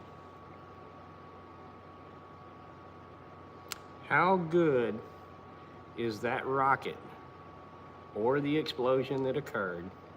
How good is that for our environment? How good do you think that, how green do you think that rocket is? All of those chemicals, rocket fuel, whatever was on it, we'll never know what was on those ships. You know, the things that are floating out around our planet right now, all those satellites, and I think Elon is probably launching 1 to 2 rockets a week now.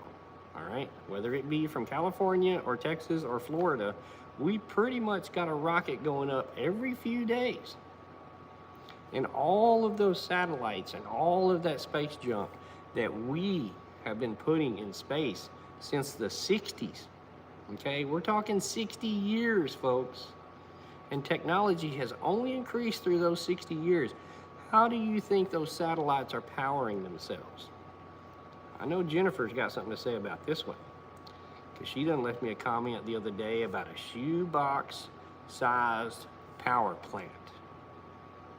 Free energy. It's not necessarily free, Jennifer, but we do have these little power banks, all right? And whether it be cold fusion or nuclear, all right? I can assure you that the chemicals that they have in these satellites floating around our planet out there are not good for us. They're not good for the air. They're not good for our ozone, all right? And there are literally hundreds of thousands of them out there. And someday they're gonna come back down. All of Elon's little Starlink bullshit, they got batteries and got lithium or got nuclear stuff on them for power, all right, to last for the next 20 years. What's gonna happen when that stuff starts coming back down to our planet? What's it doing to our air? Is that such green technology, Elon?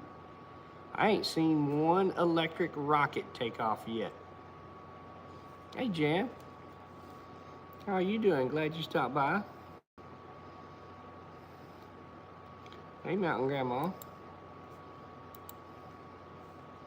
We just sitting here discussing what are we gonna do with all of those free energy boxes when they get out of control?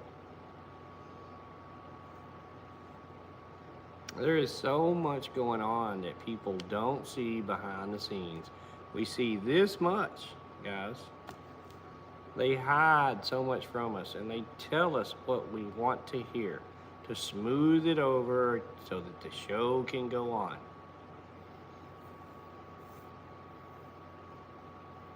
It's like my video I said the other day. You get on here on YouTube and you speak the truth, and you're gonna be shadow banned. You get on here and you put on your fake smile and you chit chat and you do the social thing and you spread the propaganda. Get on here and speak the truth. You're fixing to lose that opportunity. You better hold Trump's feet to the fire. He don't get a free pass. I don't give a shit how bad Joe Biden was. Trump does not get a free pass. Not from me anyway. I don't care how many of them out there support him or love him or honor him or blah, blah, blah, blah, blah. There were a lot of promises that were made on the campaign trail. And if those promises ain't fulfilled, I'm gonna get my ass on here and talk about it every other day till those people realize it and wake up. Hey, kitty. It's all we can do. Literally, that's the only option you got. You're either gonna stand up and say something and do something, or you're gonna sit down over there and be quiet and take it and comply.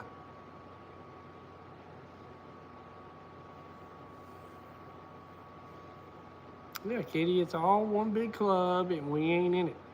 I mean, we all seen Trump sitting down with the Obamas and the Clintons last week at Carter's funeral. And they were all laughing and giggling and smiles and happy to see each other. I mean, you know, I know they're all good actors, but you don't act that well and whisper into each other's ear and giggle and talk and have a good old time unless you're friends. I mean, come on.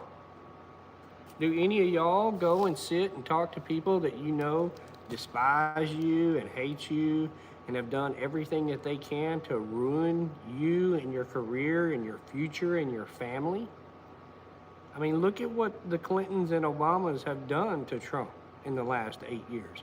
And he's gonna sit in there and be goody goody, smiley smiley, laughy laughy, chit chatty with these assholes? If somebody had done that to me, all right, and I was in the same room, there's gonna be a problem. And it ain't gonna be chitty chitty chat chat smiles. I can guarantee you that. I mean, it wouldn't. How many assassination attempts do we got here? And who's behind all that? And you're gonna sit in there in that same room and be chitty chatty buddy buddy with these folks? I don't buy none of it. I don't trust none of them. Look at what they have done to us for the last 100 years.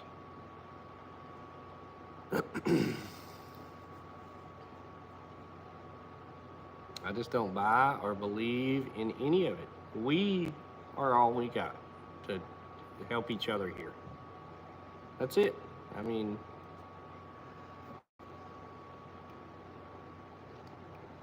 I've explained to y'all on my other videos, FEMA and the government are not going to come to your rescue. They're not going to come to your aid. You are tax cattle to them. They collect money from you. They don't plan on giving you any money. You're going to work your whole life to get your retirement and your Social Security. And they're going to give you pennies on the end after you have worked for 60 years and paid in to that account. They're going to give you pennies.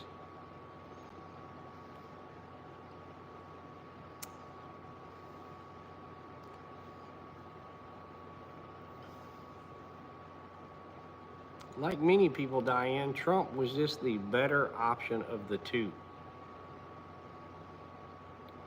I can understand why people voted for him. After all of the bullshit that we went through for the 4 years of Biden with the DEI and the trans and the spending and the lying and the cheating and the corruption and, the list is long, all right? Any option compared to Biden looked good. And sometimes I wonder if that wasn't done on purpose. They have Biden in there pulling everything so far to the left that when the rubber band is stretched and snaps back, all right, the people have nowhere else to go but to over here because it definitely looks better. But what is going to happen in a week from now, all right, y'all do realize that tomorrow after Trump's inauguration at 12 o'clock, I think by 2 o'clock tomorrow afternoon, we hit the debt ceiling again, okay? Everything that went on a couple of weeks ago with the government shut down and we're gonna run out of money, and y'all have all heard the debt ceiling story before. Y'all know how it works, all right? How coincidental is it that we hit that ceiling limit again the same day that he takes office? A couple of hours after he takes office, all of that money's gone. Congress is going to have to vote on a new debt ceiling. We've all seen and heard what Trump's already talked about. Why not just eliminate it? I mean, this law or rule that we've had in effect now for pretty much the whole time that we've been in existence, the Congress has to approve the money. And now Trump is going to come in here and just wipe that off of the books and say, well, why do we even need a debt ceiling? Why can't we just, spend what we're going to spend? Because they're going to spend it anyway. What are you going to do? Do you realize how bad the debt is? Do you realize what it's doing to our country?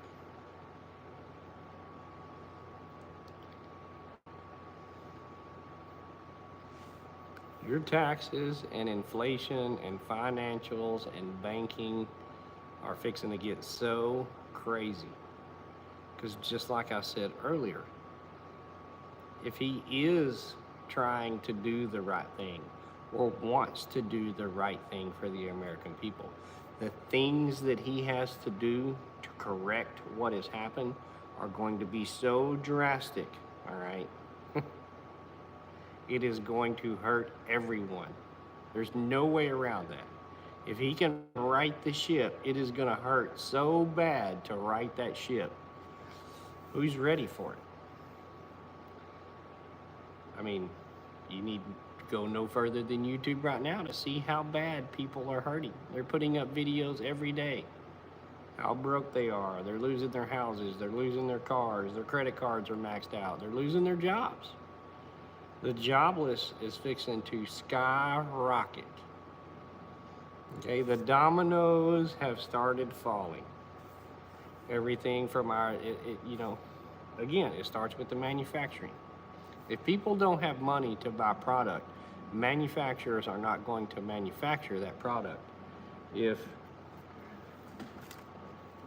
you don't have the money to go buy a new mic, all right, there's no reason for the mic company to make the mic. They're not going to sell it. And all of the people that made that mic last year are now laid off because they can't sell them. We've heard of all the layoffs, all the big car manufacturers, they're laying people off. They can't sell their cars. What's the point in making those cars if we can't sell them? There is no point.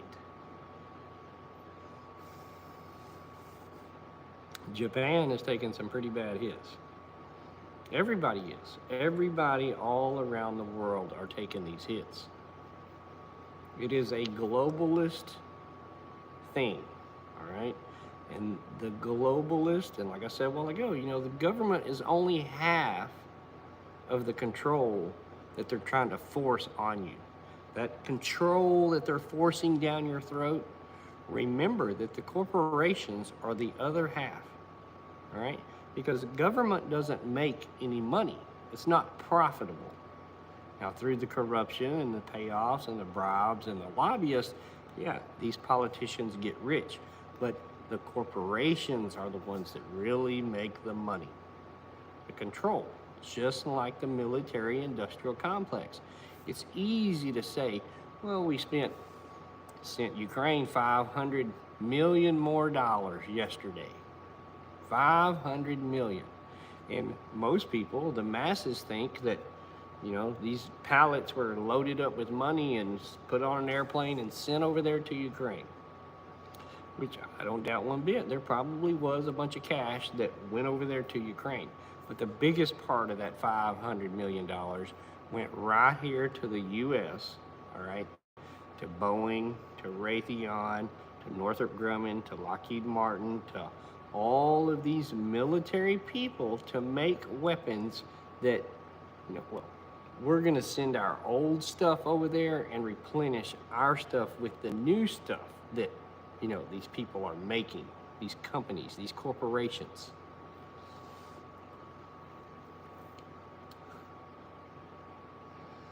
And, of course, then, Boeing, they send their lobbyists up there to Congress to, give whoever is in the swamp now a few $1,000,000 in their little envelope to vote and pass that aid bill. Y'all give us $500 million and we're gonna kick back a few million to y'all in Congress. Y'all keep passing those aid bills, all right? The American people, they got plenty of tax dollars that we can spend. They're writing hot checks, folks. All of that debt and all of those problems they're fixing to come home to roost. Why do you think the rest of the world is going with bricks and getting away from the American dollar? They see how corrupt our system is. They've it's not that they figured it out, but they realize it now. They have awakened to how corrupt our politicians are. All right? And the rest of the world is moving on. They are. And again, Trump is not going to come in here and put his little magic finger on the button and stop what the BRICS nations are doing. They are going to move along without Trump. Trump's drill, baby, drill.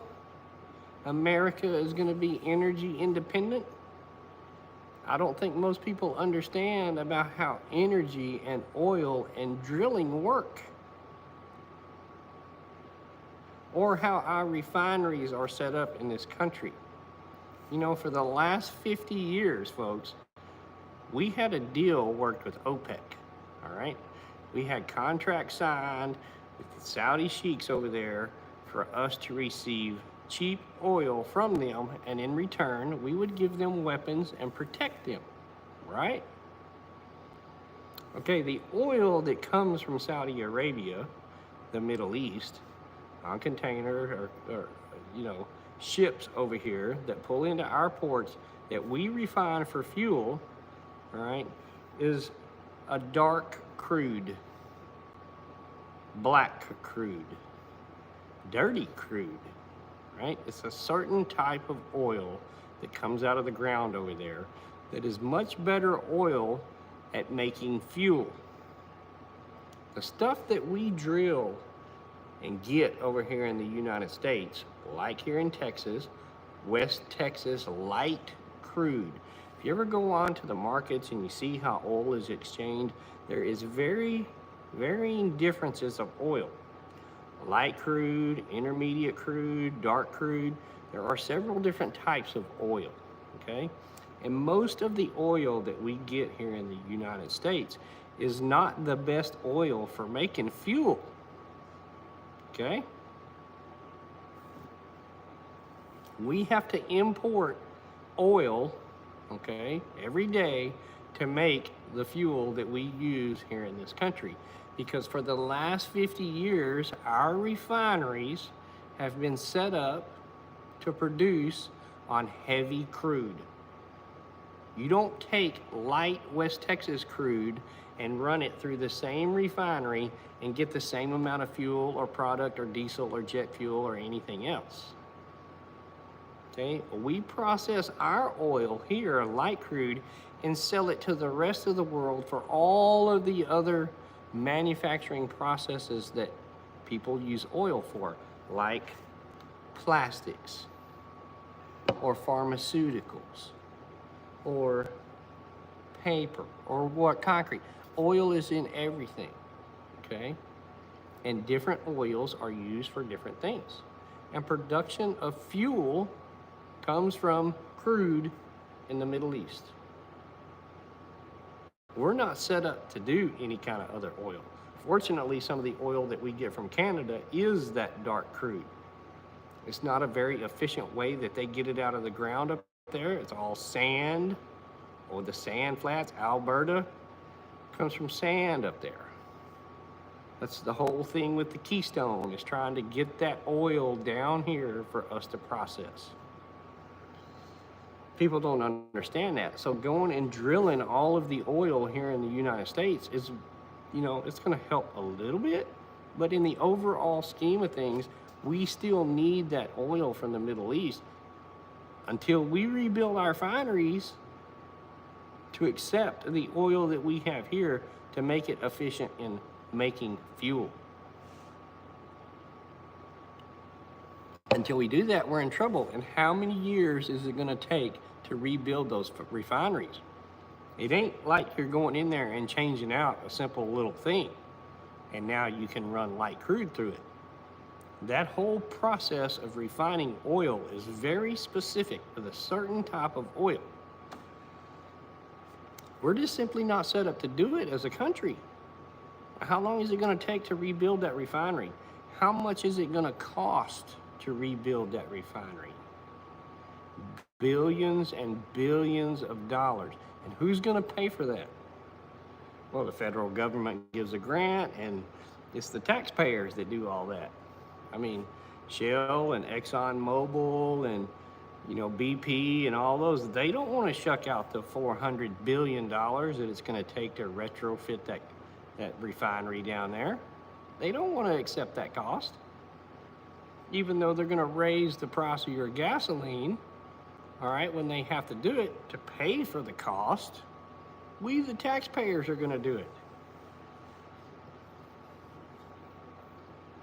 Jan, there is no telling what is going to happen with that Canadian deal or how it's going to work.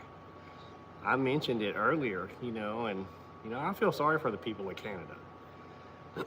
But in all honesty, in my feeling, it's not our responsibility to take on the problems that Canada has. I mean, y'all do realize their government up there is very leftist leaning. So for us to absorb in Canada and have that leftist leaning government interacting with our government, it's not going to be good for us. And just like pretty much everything that Joe has done for the last 4 years, there's not going to be a lot that Trump can come in and do about that.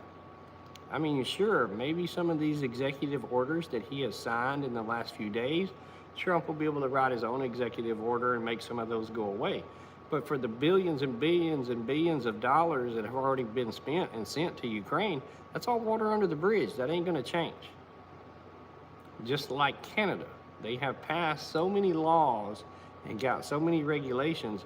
Even though they've got Justin Trudeau out, everything that dude did for the last 8 years ain't going to change. I mean, Justin may be gone, but they still got their gun ban in effect, right? I mean, all of the policies that these lawmakers put into effect and you know, that's all water under the bridge that are laws now that are not going to be changed simply by Canada joining us. I mean, Canada becomes the 51st state. Don't think that all their gun laws are going to change overnight. They're not going to give up that easy.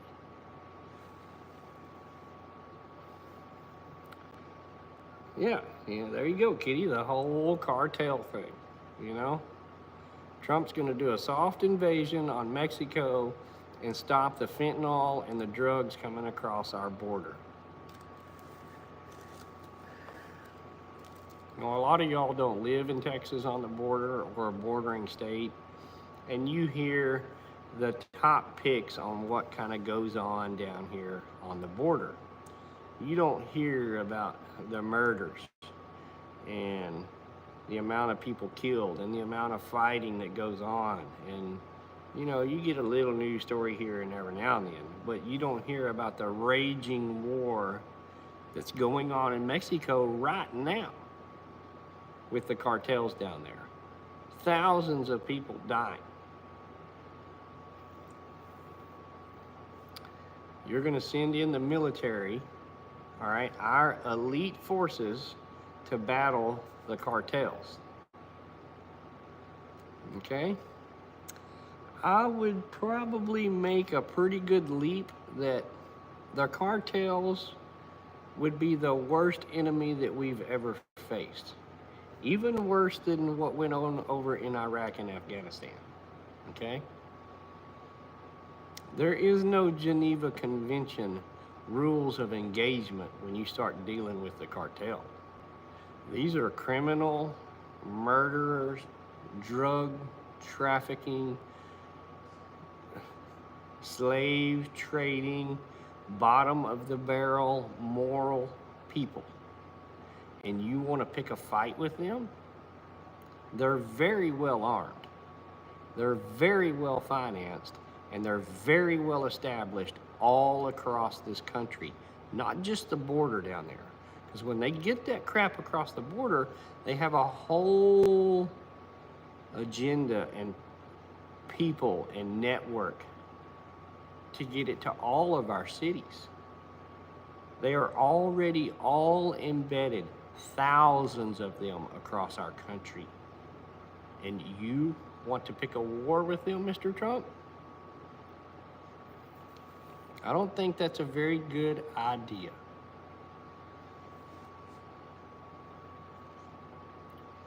Good night, Diane. Yeah, the information about the cartels down there are, just like John says, it is far worse than you can imagine.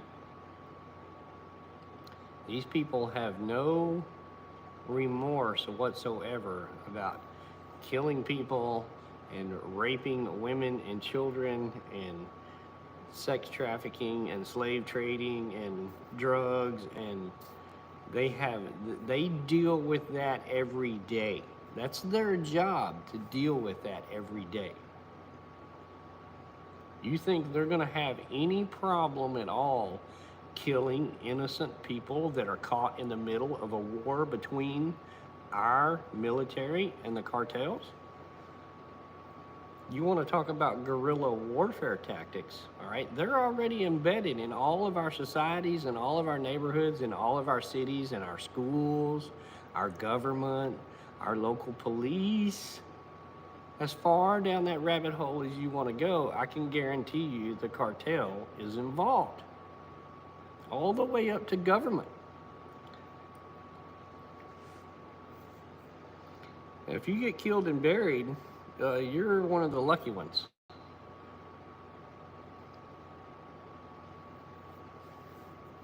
Yes, of course they were U.S. trained.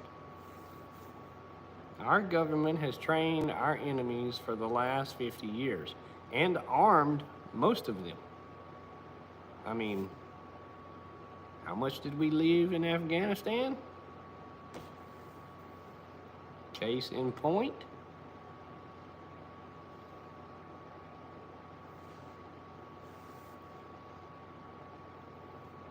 It's insane what comes across and goes on to that border down there. And I'll say that about the illegals. These people that are traveling from South America, wherever it is down there, Nicaragua, Panama, Mexico, I mean, they're coming from all over the world now. We know they've come across. There's been Russians, Kenyans, Africans, Muslims, Afghanis, Iraqi. They're all coming across that border down there, all right? And for the biggest part, most of them that come across there, that weren't flown in on a 747, you can bet your ass that they probably didn't have a real luxurious, nice trip coming. All right? If you're leaving Nicaragua and you have to come through the Darien Gap and travel up through Mexico to get to the American border, I can assure you that was not a very nice trip. You have walked, you have been hungry, you have shit in the bushes, you have fought off predators and snakes and slept outside in the cold, in the rain, being hungry, with the cartel after you, rapists after you, murderers after you, and they charge you $7,000 to do it, okay? By the time these people get to that American border down there, they are very hardened, all right? They have gone through more on that trip that they have been on for the last month or 2 months than most Americans will ever face as far as hardships are concerned. Americans get upset over here because our TikTok went off today. Oh my God. Throw the average American down in Panama and tell them to make it to the American border with no money, no food, no help, no transportation. How hardened do you think those people are? Again, they have dealt with more on their little trip, just getting to that southern border, than most hardships Americans are going to face in their lifetime. We have it very easy here, consuming all of these consumables that we get.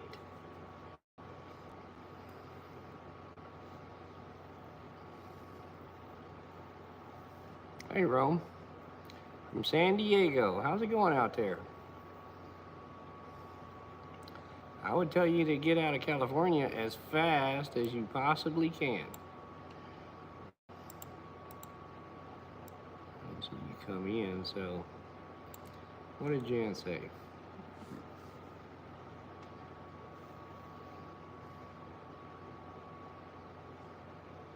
Yeah, exactly, Jan. I mean, Ann and the girls had a scare here a few weeks ago at Costco. It is here. It is here amongst us. Hey, Milk and Honey.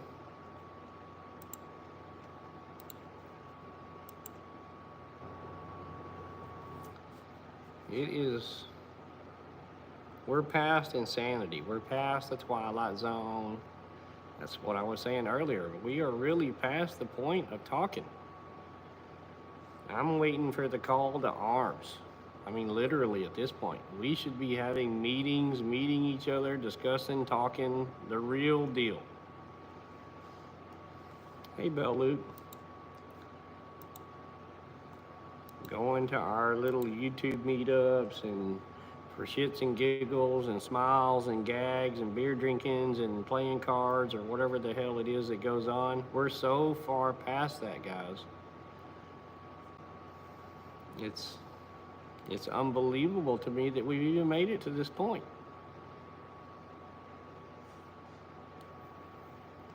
Yeah, we're all waiting for the shot that's heard around the world. Who's going to be the one that stands up and makes that shot?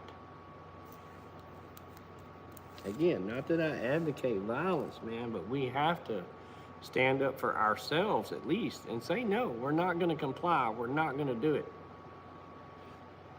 Why should I pay more taxes for the government to send it off to their corrupt cronies and waste it on stuff that has no affiliation to me whatsoever? It's just crazy. And the amount of people out there that are willing to go along with it is just mind-boggling. Even the people that are going to follow Trump right off of this cliff. There are going to be so many excuses. Well, you know, he's got to make it harder for us so that it can get better. I didn't hear anything during the campaign trail about things getting harder for us. He was supposed to turn it around and save it all and make all these corrupt people go to jail and hold them accountable.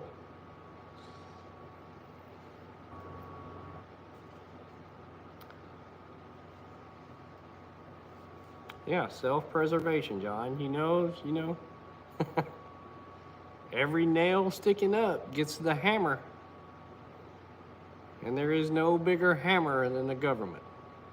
I mean, how many years have those guys been sitting down there for January the 6th that did absolutely nothing?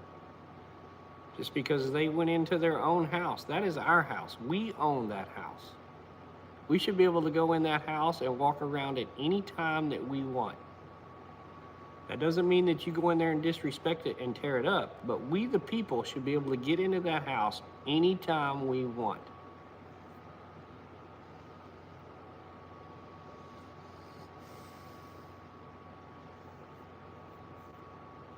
It all smells bad, Rome. It has smelled bad for a long time.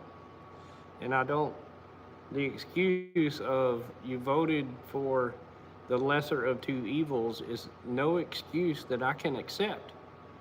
We shouldn't have voted for either one of them son of a bitches. We should have took them all down and out. No.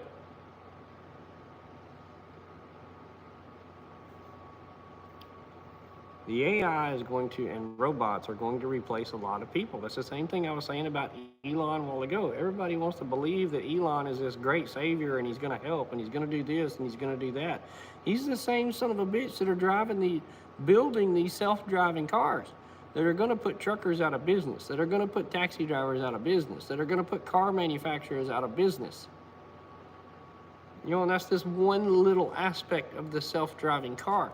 I see self-driving trucks up and down I-45 between Dallas and Houston every time I drive that trip, and I make it once a week, twice a week. I come and I go twice a week from our farm to Houston, and as soon as I hit I-45, there are self-driving trucks on I-45. That means we're not going to need no more truck drivers. All of these people picking, you know, stockers at grocery stores and clerks and, you know, secretaries and all of these people, millions and millions and millions and millions of people put out of a job just like that. Just like TikTok this morning. You're out. We got a robot voice that can answer that phone. We don't need you anymore, Peggy. You can go home. We don't need you anymore, Chris, stacking cans on the supermarket shelf. We got a robot that's going to come in here and do that at 10 o'clock when we close the doors. They have that technology. They have it already. It's not some crazy brain-schemed idea that may be coming. We have it, folks. We have it.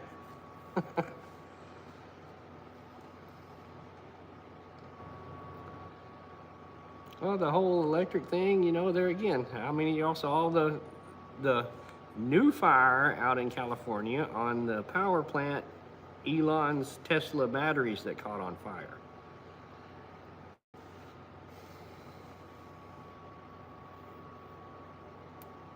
Yeah, exactly, Rome. I mean, I'm assuming most people voted for Trump because it was the lesser of two evils. But how are we going to hold them accountable? I mean, the best thing that you're going to be able to do is get on YouTube and speak your mind. I mean, nobody is physically going to go do anything. Like John said, it's self-preservation. You try and do something, you're the crazy guy. You're the one that's going to be in trouble.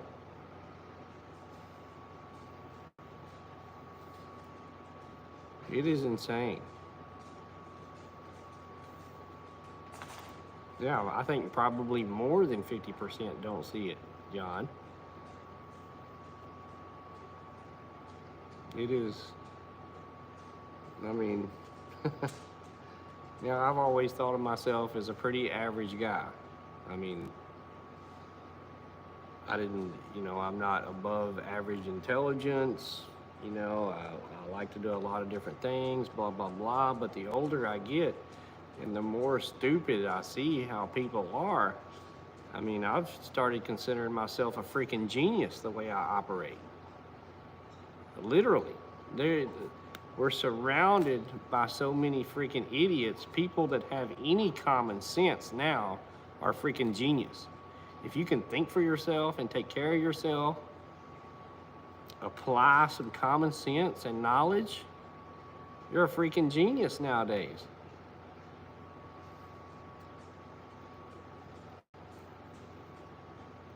Somebody go check out Rome and let me know he's all right, and I'll make him a moderator here. Y'all go look at his channel and make sure he ain't got nothing too weird on there. Like I said, I like making everybody blue, so you can go check out everybody else's channel, Rome.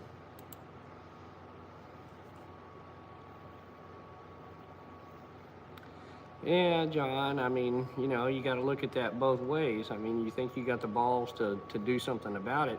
I'm really not going to do anything about it. I mean, I don't want to lose my family and the things that I have and all that. I'm the typical person. I don't want to lose none of that. I don't want to go to jail. What I do about it is my preparedness. I have a farm. I supply my own electricity. I have my own water. I can grow my own food. I can supply everything that, you know, not everything, but a lot of what my family needs to live right out here. I don't need to depend on the government. I fully understand that the government is going to be part of the problem. They're not going to come help me in a time of need. They're not going to bring me food. They're not going to fix my house. They're going to tax me into oblivion. That's what they're going to do. They're going to enforce laws and regulations upon me.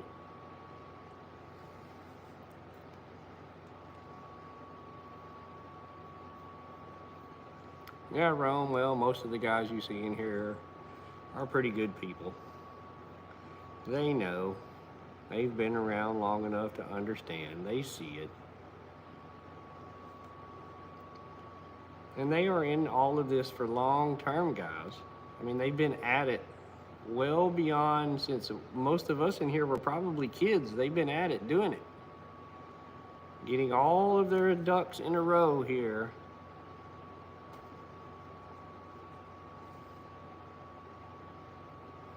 You talking to me, Steve? What type of work have I done most of my life?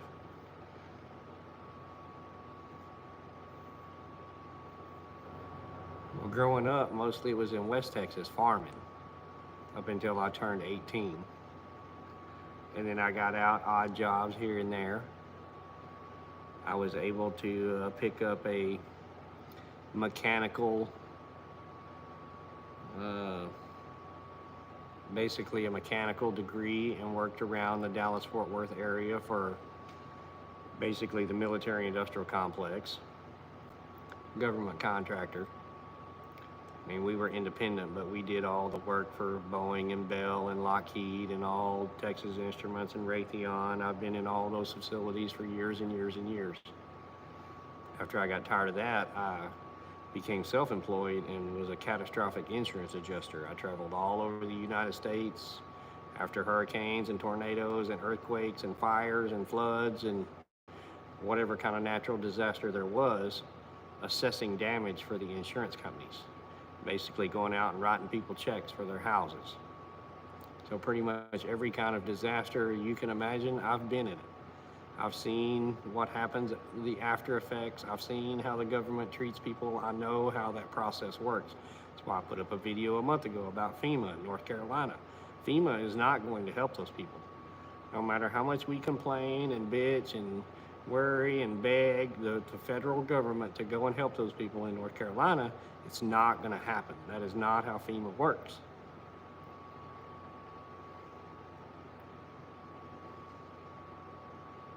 From San Angelo. There ain't a whole lot of stuff out in San Angelo. That's some pretty barren land out there.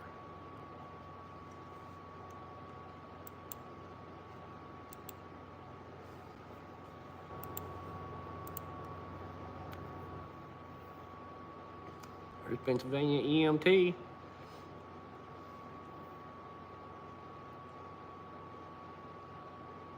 Natural disasters and the way everybody looks at this climate change and weather modification and manipulation. I mean, anybody with 3 brain cells to rub together should know that our government has been manipulating the weather since the 40s and the 50s, probably a little before that, but they really came into it in the 40s and the 50s, to where they figured out that they could do something. And ever since they figured out that they could do something, they have advanced that technology forward, okay, on controlling that weather. How good they are and what all they can do, you know, that's up to anybody's speculation. That's all it is. Because through all of this time, from the 40s and the 50s, you know, 60, 80 years past that we have been doing this, what is the real hard proof evidence? I mean, other than you got Bill Gates coming out telling you to your face that he wants to block out the sun and they're going to spray stuff in the air to do that. I mean, they've been telling us this whole time that they're doing it. And I can fully believe in a heartbeat that we have the ability to steer hurricanes, you know. We probably have the ability to steer and affect cold fronts and warm fronts and make it rain in some places and not rain in other places. I fully believe that we have the ability to do that. Now, I'm not going to crawl so far out there on that plank that I believe our government steered the hurricane in over North Carolina to flood these people out of that one small little area to mine lithium. I'm not going to go that far, okay? Because my understanding of how all that works and the capabilities of our government, there is no need for our government to do that. Even though they possibly very well could have, there's no need to do it. And the first problem that I have with the North Carolina people, and this just comes from me being a very hardened catastrophic adjuster, because I have seen so much damage and seen so many people's lives and property destroyed that you become very callous to that. It's not that I don't have a soft heart and I don't care, but when you are put in a position to do that kind of a job, you have to become callous to it in order to be able to get the job done and finish the job. Because if you go out there and every single person that you walk up to's house is destroyed and you break down in tears and you cry and you want to sit there and help them and pat them on the back all day long, you're not going to get anything accomplished. You don't help those people, you don't advance anything forward, you don't get any money to them, you're not helping the situation. So becoming callous to that and being able to work in a disaster area makes you see things differently. You couldn't pay me enough money to live next to the ocean. It is a guarantee eventually something is going to happen. just like those people in North Carolina. If you notice, that whole problem down there came from the river flooding. You couldn't pay me enough money to live next to a body of water, a lake, a river, a stream, an ocean. I would never, ever, ever live next to water because I have seen the effects that water has on our infrastructure for years and years and years and years. And every single one of those people living down there in the North Carolinas next to that river, they all go to their little town where they buy their groceries.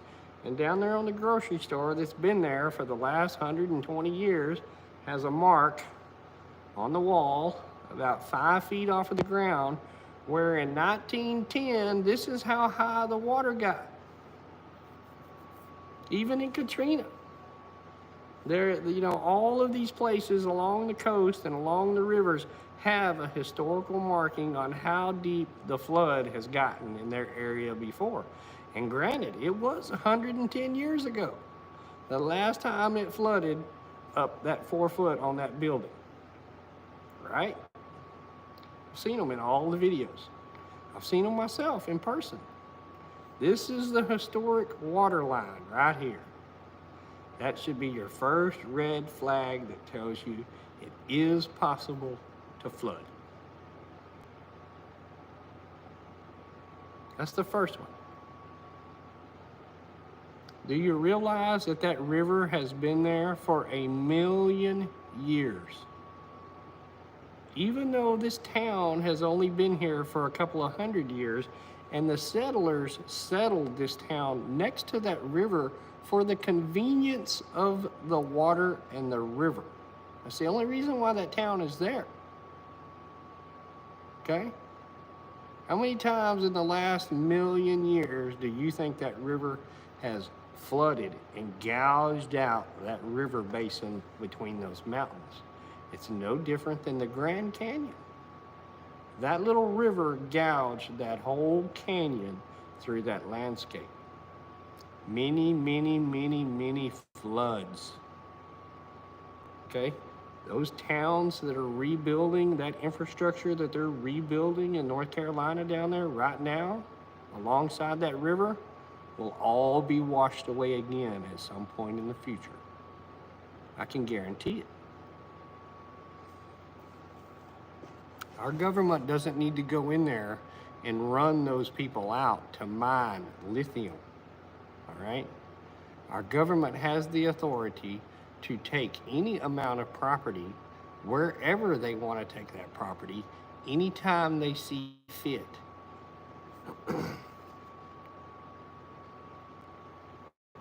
And it's not just the little law that they use to move you off of that now.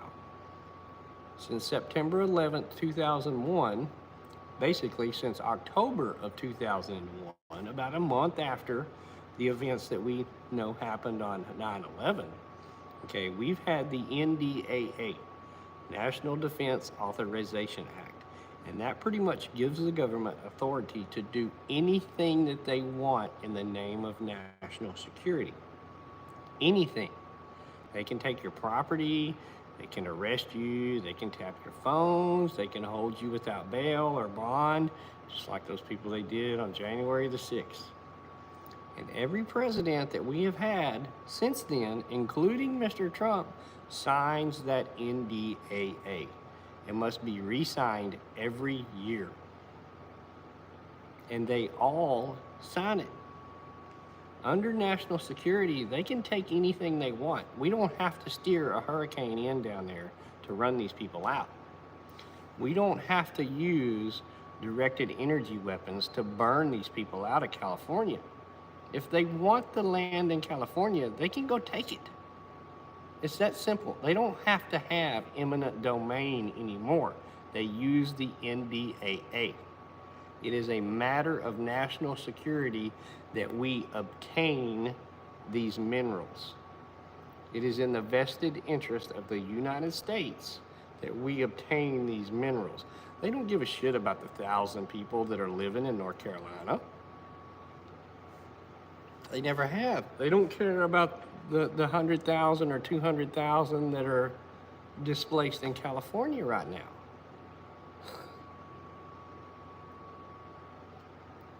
The whole idea of this being directed energy weapons and things are, there's no need to do all of that, people. They have a list of whatever you want to call them: insurgents, terrorists, people, leftists, liberals, nut jobs that are willing to walk out there and start those fires. They don't have to use the bazillion-dollar invisible space laser death ray to start a fire in California. They got plenty of people that'll do it.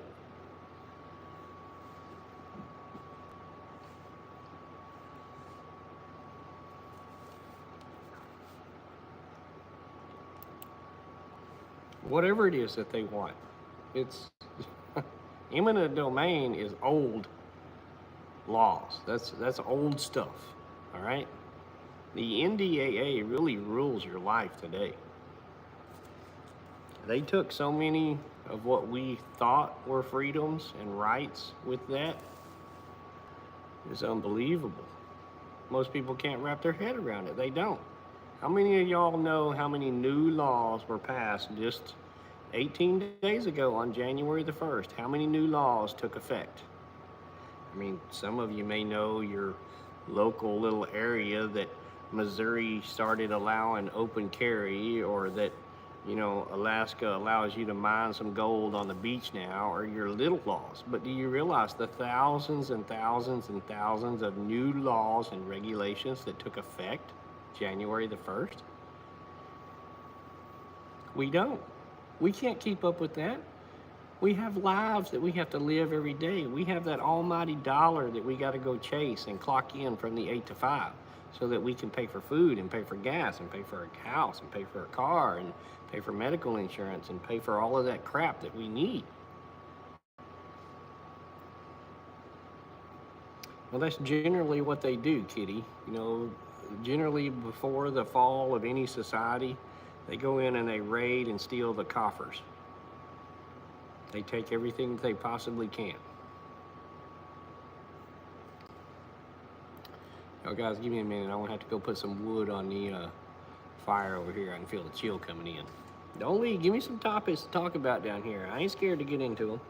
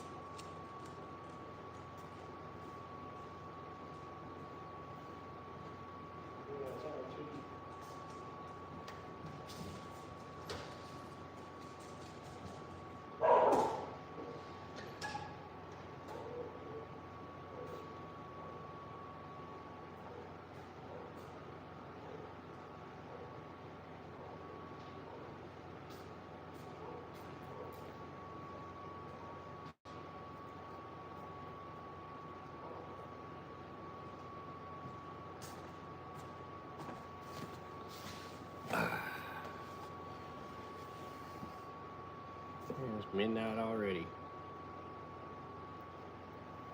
Still drinking coffee.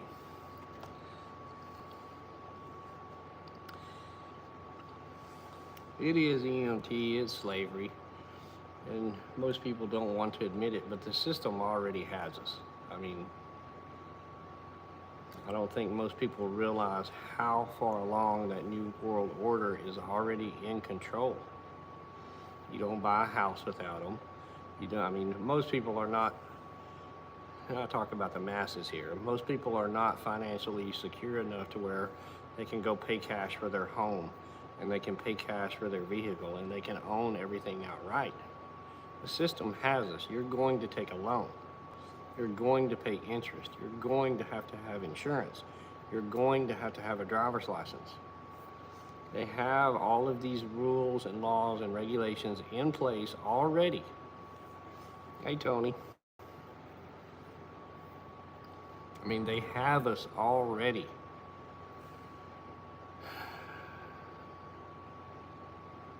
It is amazing to me how controlled we already are.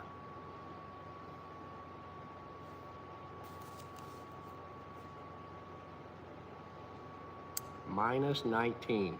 Whew. I know, I think we're down somewhere around 22, 23. It's gonna be a cold one tonight.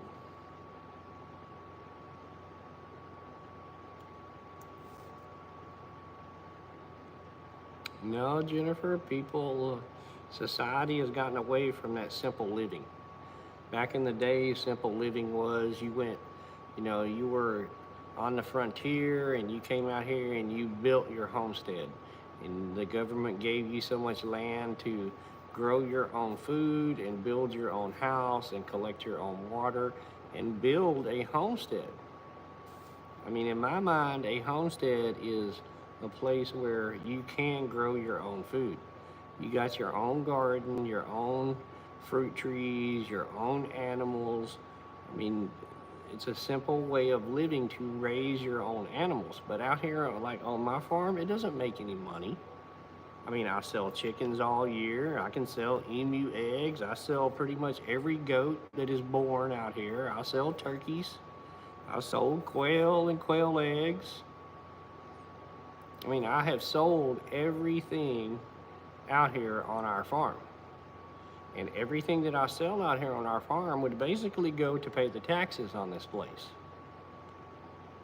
The reward for operating and owning this homestead is your homegrown food, your fresh and clean water, your own wood to heat your house with. My house here is heated off of the wood that I collect and harvest around the properties that we own. That is simple living to me. It's just like you, Jennifer, said earlier.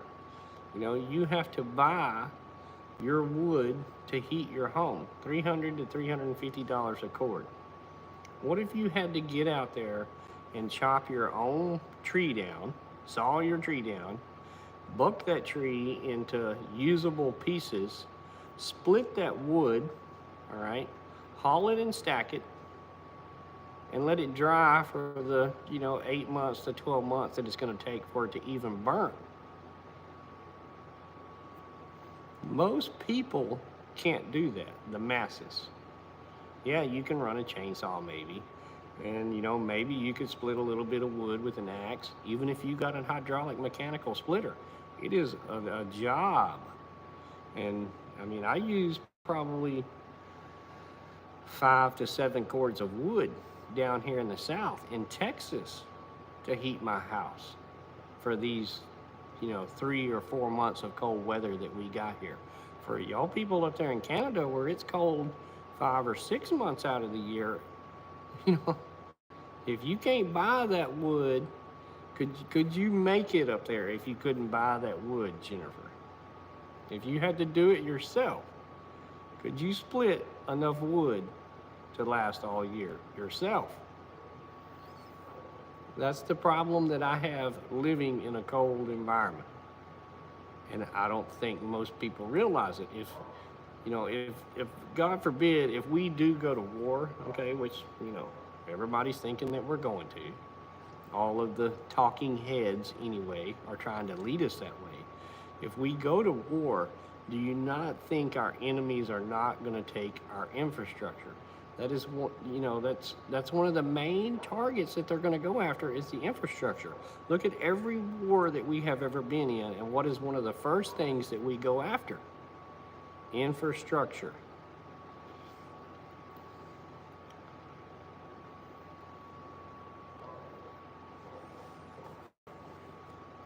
Exactly, Jennifer. You're headed down that road of being self-sufficient. It's not about being off grid. It's about being self-reliant, being able to provide the things that you need to get along, to make it.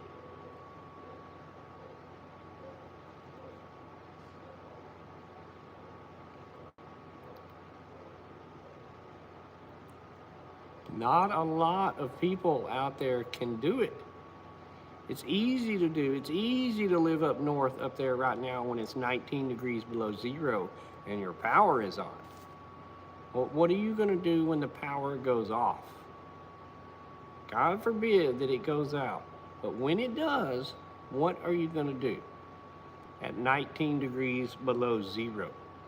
And that those 0 degree temperatures are not abnormal up there where half of our country lives.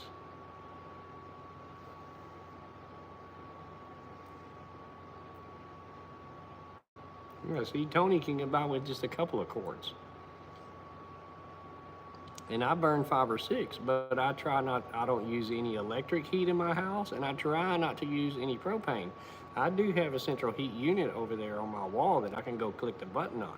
But I know when I click that little button, it starts going ding, ding, ding, ding, ding, ding, ding, ding, running up my gas bill, which I don't want to pay. I don't want to depend on someone having to bring me propane out here to live. I'd much rather chop that wood, cut it, and load it into my fireplace.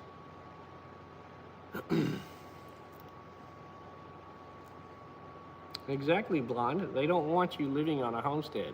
And all of us that have these preparedness, homesteading, off-grid, survival style of YouTube channels, all right, that we're, most people are hoping that you're going to make the big dollars on, all right? When that agenda starts moving forward, just like TikTok today, they cut you off. And then what are you going to do? You're depending on this YouTube income to make your living or to live on. What are you going to do when they push the button and cut you off? Because you got homestead content, or because you got preparedness content, or because you got survivalist content, or because you got gun content. Any content that they don't agree with and don't want to move that agenda forward, they cut you right off. Well, what are people going to do? Just like the 5 million people freaked out today when they turned off TikTok. They saw their whole life vaporize in front of their eyes with no backup plan.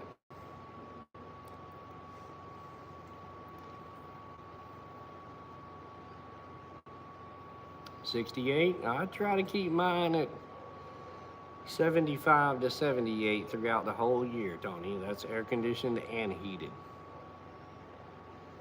But you can live at 68 in the wintertime. You can make that.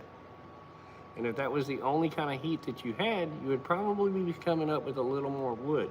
Because don't forget, when the power goes out, you're going to have something to cook with.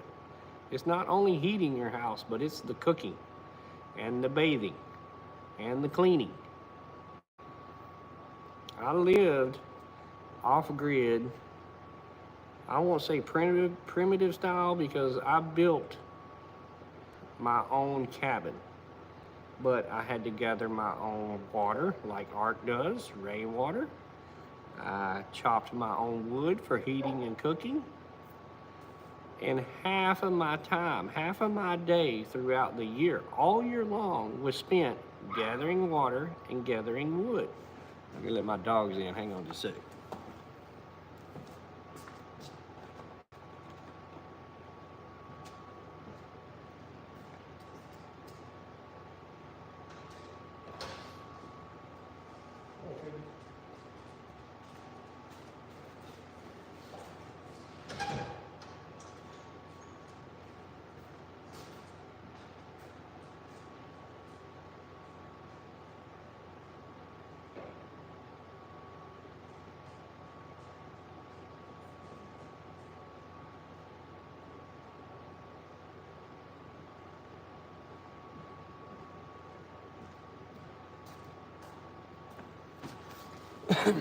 I don't know how many real, uh, see again, my opinion on homesteading and preparedness and survivalism are a lot different idea than what I think most people have. There are only a few people on YouTube that I watch or see that I think is probably capable of making it in this shit hitting the fan situation or grid down situation or financial collapse situation. Many of y'all know Arkansas Wildman. He was in here earlier. I don't know if he's still here or not, but this guy lives out there on the edge. I mean, he collects his own water. I mean, he cooks outside. He washes his clothes in a wash tub. He walks to town 6 miles to go to the post office. I mean, Art just doesn't talk the talk. He can walk the walk, folks. I don't know many people out there that are gonna step outside and go walk 6 miles in the snow, all right? Freezing temperatures in the snow to go to town to check their post office box. Not many. In one of my very early YouTube videos about my preparedness and my homesteading and my food procurement was a challenge to YouTube. Make your own chicken sandwich. As in, you take a chicken egg and you hatch that chicken egg and you grow that into a chicken to which you process into chicken. You grow your wheat and your corn in your garden out there all year long to make your bread. Grow your tomato, grow your lettuce, grow and make your own chicken sandwich, the whole chicken sandwich. And if you can do that, you're up here. There ain't a lot of people that can do it. Now, I ain't talking about going out there and killing a deer in the woods. I'm talking about raising and making your own chicken sandwich.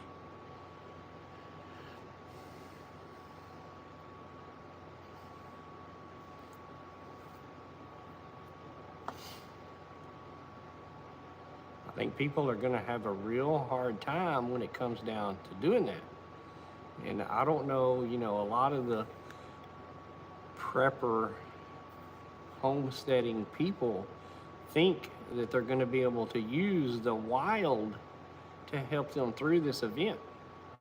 And for the first little bit, yeah, sure, you may be able to go out into the woods and harvest a deer. I can walk right out here off of my front porch and harvest a deer. Okay? But through time and the 300 million hungry people that are going to be in this country, that game is going to disappear. Do y'all know that many of the hunting laws and regulations and bag limits were put in after the Great Depression? Because people were so hungry, they were going out decimating the wildlife, driving them to near extinction to eat. And back then, we didn't have near as many people as we do now. So the masses that think they're just going to be able to run out into the woods and kill a deer, it's not going to be so easy. Maybe for those first couple of months, yeah. But after those first couple of months, there are going to be a lot more two-legged predators out there walking through that wilderness looking for that same deer. And the few that are out there, the wildlife is going to be decimated.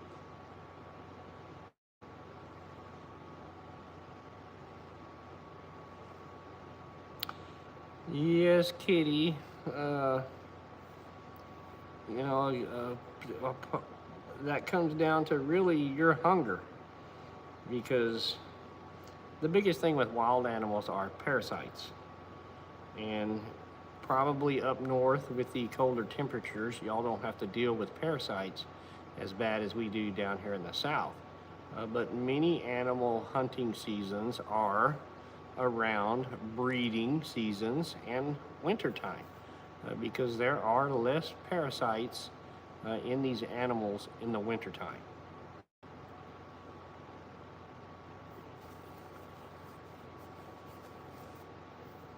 It's not going to take long, my struggle, for chaos to ensue. And those are going to be your biggest dangers. Everybody thinks that the gunshots and the chaos and the Mad Max theme of things is your danger. And it's really not. I think people fail to realize that the biggest problem that you're going to have is simply clean water. Obtaining and keeping clean drinking water is going to be almost impossible. And if it gets bad and the grid goes down, the scenario that we all dread so much, the worst thing that can pretty much happen is the loss of our grid. Because as the society that we have become, we have all been spoiled with convenience. We expect when we turn on our tap that clean drinking water is going to come out of that faucet. Well, thank you, Jan, for coming by.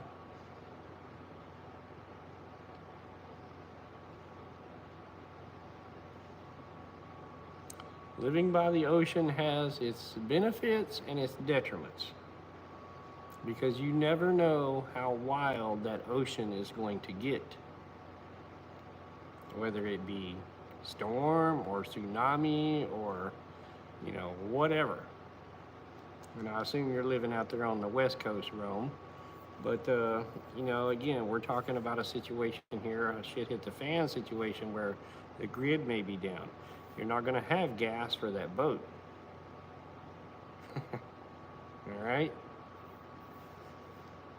In a grid down worst case scenario, any kind of mechanical advantage you have, whether it be a running car or a running boat or a running four-wheeler, anything mechanical is going to draw attention to you. And other people are going to want what you have. I see a lot of these big YouTubers out there selling the EMP protection whatever. Buy this little $300 thing and put it on your car, and your car is going to work after an EMP or a solar flare or whatever. I'm sure they've sold thousands of them. But out of the 300 million people that are in our country right now, how many people have those on their car? Very few. Now, we have a big solar flare or we have a big EMP, and now everybody's car quits working, except yours. Out of the hundreds and hundreds of thousands of people surrounding you, you have the only working car. Do you think that becomes a commodity? Do you think someone would kill you to take that car? Yeah, they would, and never think twice about it. What good is having that running car going to do you if you can't drive it anywhere? There's 100,000 people sitting on the shore that want to go fish, and you have an operating boat? You think you're a target? You think they're going to try and take it?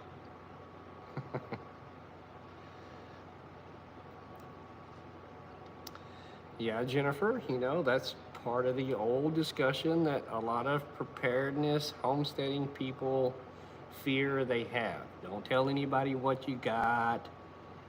You don't want anybody to know. The problem with that is if you don't talk and tell and teach and learn people about what you have, you can't do it on your own. It's impossible. I have tried. All of the lone wolves out there think they're going to go live in the wilderness and be alone and make it. And I call bullshit on all of them. You cannot do it. Out of all the modern conveniences that I have here on this farm, running water and electricity and tractors and tillers and, you know, every doodad and oodad gadget and all that stuff, it is very difficult for me to just maintain this farm. I don't ever get my garden planted like I really want to plant it.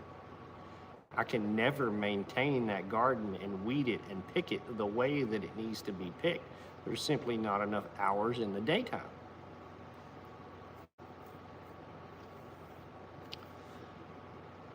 That goes for everything. You're not going to be able to provide yourself 24-hour-a-day security. You're not going to be able to cook all of your own meals and wash your own clothes and repair your house and plant the garden and take care of the chickens and milk the goats, and you're not going to be able to do all that by yourself. It takes a community.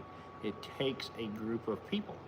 That's why throughout time, humans have come together in communities, in towns, in cities. Even the caveman grouped together. The Indians, they grouped together. We are hunter-gatherers. They knew there was safety in numbers. The women cleaned the animals and sewed the buckskins together and put up the teepees, and the men went out and hunted and fished and gathered and brought it all back to camp, and they all ate as a community, and everybody worked together for the betterment of the community. That is what we have come to be as people. But over the last 150, 200 years, that community spirit and helping of your fellow neighbor or citizen or person has gone away. And it's all about thyself now. I need the biggest house on the block. I gotta have the shiniest wheels on my truck. I gotta have the biggest lift kit. I gotta have the fanciest boat.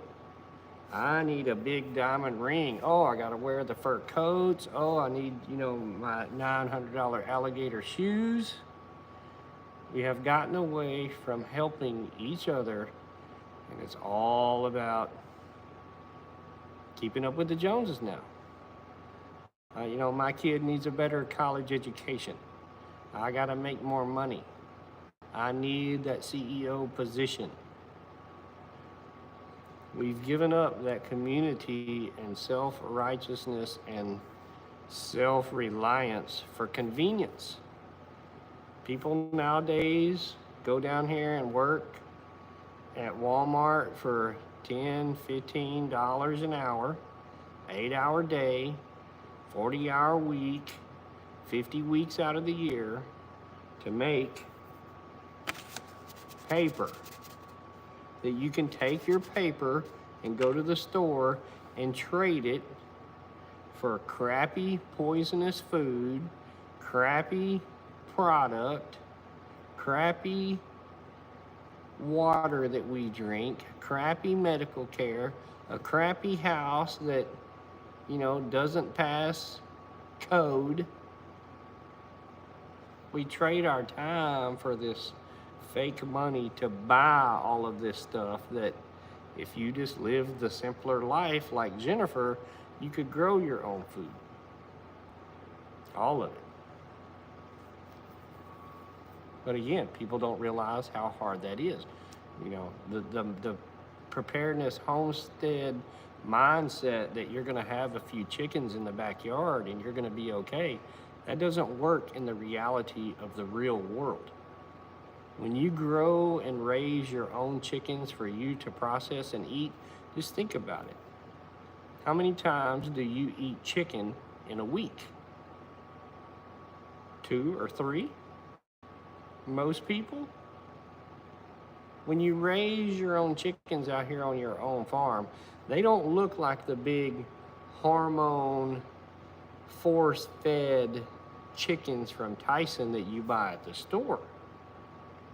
Okay, most of these chickens that you're going to raise out here on your farm are going to be half the size of what you're going to buy in the store. And I'm talking about a chicken that will reproduce. It will lay more eggs that you can grow, you can hatch, and you can raise. Okay? That's just the fact of it is. You can go buy a GMO, broiler chicken that is a meat chicken. It's going to be pretty good size, but those chickens don't reproduce. You have to go back to the hatchery every year and buy new chicks to raise, right? Anybody that's raised chickens knows. So let's say you eat chicken 3 times a week, and you're eating a farm-raised chicken, which is half the size of the chicken you're buying at the store. So now, instead of just eating the breast off of a chicken, a family of 4 is going to eat that whole chicken 3 times a week. That's 3 chickens a week. Times 52 weeks, that's 160 chickens that you're going to eat this year. And that's only 3 times a week. Okay, there's 7 days in there that I'm assuming you're going to maybe eat deer or fish or beef or something else. We're just talking 3 days out of the week here. You need 150 chickens this year to eat. Can you raise 150 chickens? If you're going to eat 150 chickens, that means you need an extra 150 chickens to be raising for the next year, because it takes about 6 months for that chicken to get fully grown enough for you to eat. So now you're around 300 chickens that you need just to keep chicken all year long to eat 3 times a week. What about predators? What about disease? Chickens don't live forever. They're going to die off. You're going to have chicken losses. So you just want to round it up to say maybe 330, 340 chickens that you need to be constantly raising all the time. How are you going to feed 300 chickens? How many of you have ever even seen 300 chickens live at one place at one time?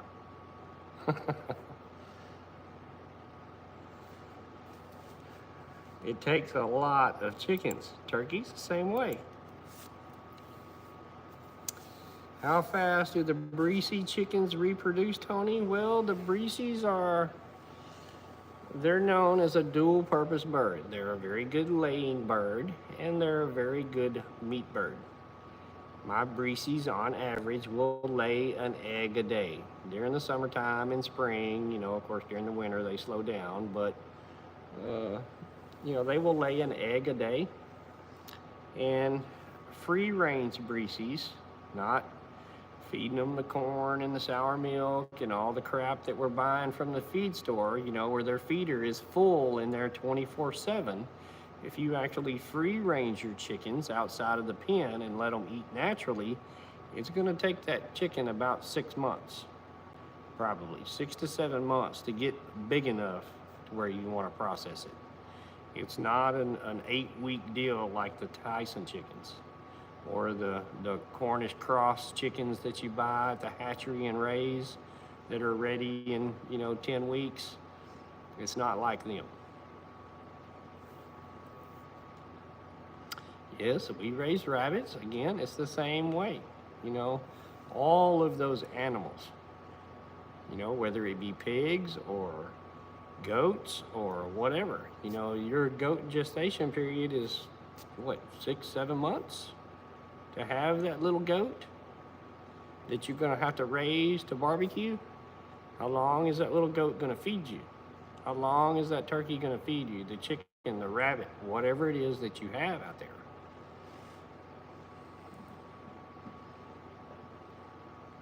I have found the Breeses to be the best. I mean, it is a matter of being able to raise a large portion of your own food.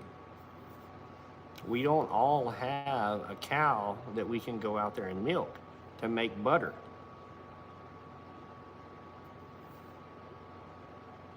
We all don't have a green thumb to go out here and raise a garden big enough or good enough to feed our family. I mean, the average statistic is it takes 1,000 square foot garden production garden. All right, we're talking about a garden that is set and growing in good soil with good seeds and a producing manufacturing garden. 1,000 square feet to feed 4 people, a family of 4, mom and dad and 2 kids. You need 1,000 feet of operating garden.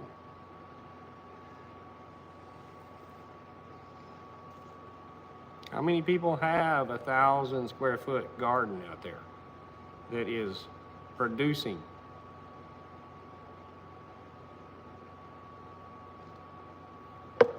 How many people can raise those vegetables and have the knowledge and the equipment to can that food so that it does last you all year long?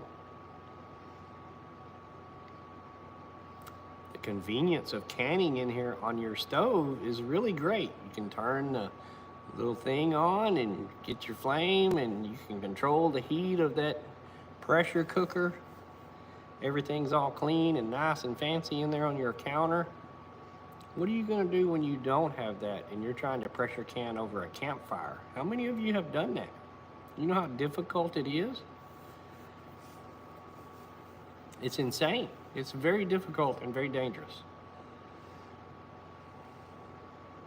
Operating a canner on a campfire is far different than operating a canner on your stovetop. Yes, ARC can do it. Water bath is only one way, Steph. You can't water bath meat. A lot of things have to be pressure canned.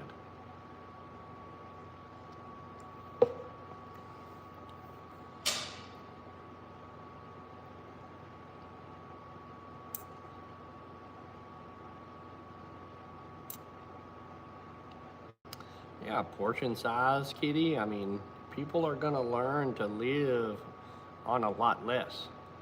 But you can only do that to a certain extent because, again, we are all spoiled on all of this convenience that we have.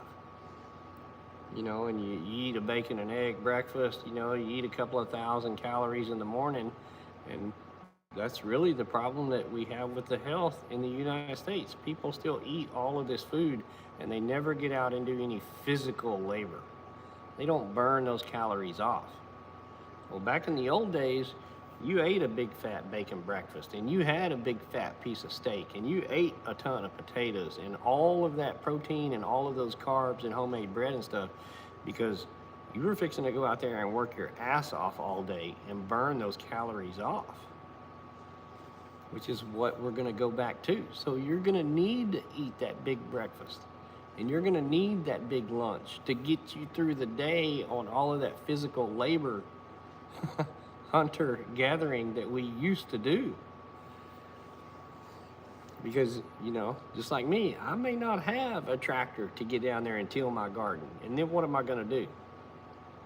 It's, you know, pretty much with a hoe and a pitchfork and, you know, a pick. You're going to be down there breaking ground, making rows, hoeing weeds, all with physical labor, not the convenience of that tractor.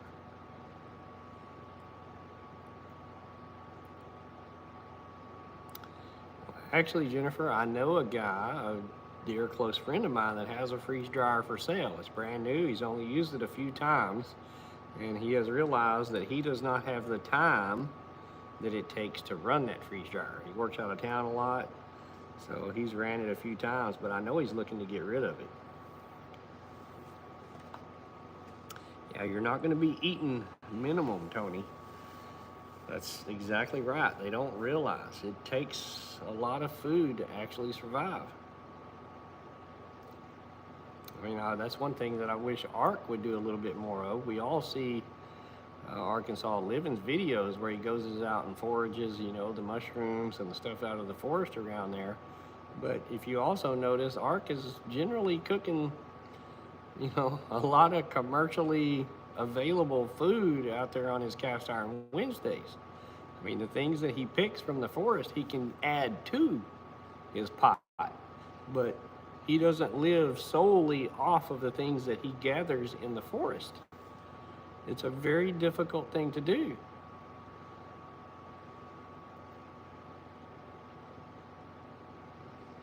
Well, let us know when you get ready. I'll talk to him. You're going to have to ship it from wherever it ships from anyway, so there pretty much ain't no difference from shipping it here than there is from wherever it comes from.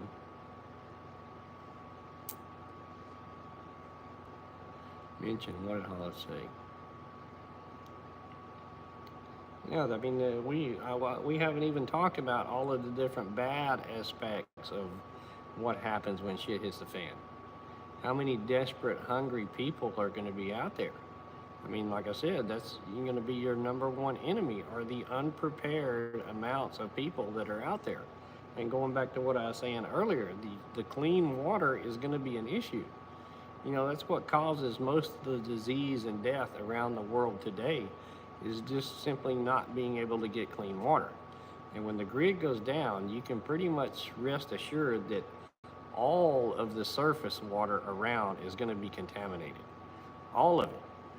If you can look on the ground and see water, whether it be in a lake or a river or a stream or whatever, that water is going to be contaminated. When I worked in Dallas, I worked in the industrial fields, around waste treatment facilities, and most of the cities where a lot of people live, all right, their waste treatment facilities are located next to fresh water, whether it be a river or a lake, or, you know, they use that fresh water to process the wastewater effluent. And that effluent generally goes right back into the open source water when it has been treated. When the grid goes down and the power goes out and society has collapsed, you know, everybody's still in there flushing their toilet. And for some time, that toilet is still going to work, and gravity works, and those lines get backed up, and the systems, the wastewater treatment facilities back up and overflow when the pumps quit working. Where does all that go? Right back into your fresh water supply. So the river that's running out there, or the lake that's running out there, or whatever body of water it is nearby that most people are going to use, has raw sewage and wastewater pouring right into it. How about all of the chemical production facilities, nuclear facilities? People in general just using the river to bathe or clean themselves. Dead animals, dead people. Most surface water is going to be contaminated.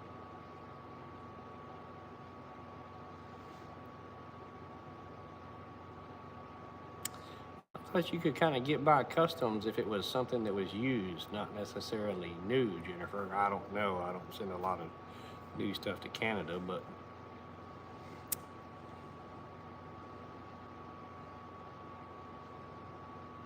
well, we have a dehydrator. I mean, y'all have seen Ann's videos. She dehydrates all kinds of food. But for me, a preparedness mindset is simply not putting up or buying a bunch of dehydrated food. I mean, if you're growing that food on your farm, on your homestead, and, you know, dehydrating or canning or whatever, that's great. You are in control of the production process. But if you're going online and buying these 5-gallon buckets full of dehydrated food, that is not preparedness. In an emergency situation, yes, that food may help you, but all of these prepping channels on YouTube that are selling you this food, the moment you walk in there and crack that bucket open to reach in there and get your first dehydrated bit of food, your time starts ticking. You are now limited on the amount of meals that you have. If you cannot produce your own food, whether that be vegetables or that be chicken or whatever it is, all right, you need to be able to produce your own food. And the 3 or 4 pots that you have on the balcony out there, or the 3 or 4 pots on your porch, or the lone tomato plant, they're not going to work. It is not going to sustain you. It is a dream that you're living.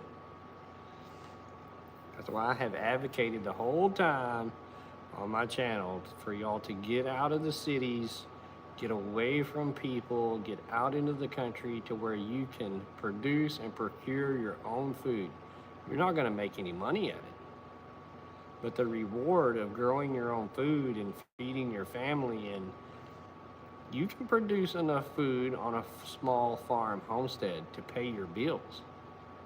You can barter and trade and sell all of those items if you're good enough at it to pay your bills, to pay your electric bill, to pay your taxes, buy a little bit of feed for your animals. You can do that.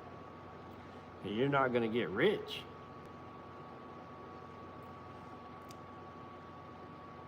Good night, Kitty. Thanks for stopping by.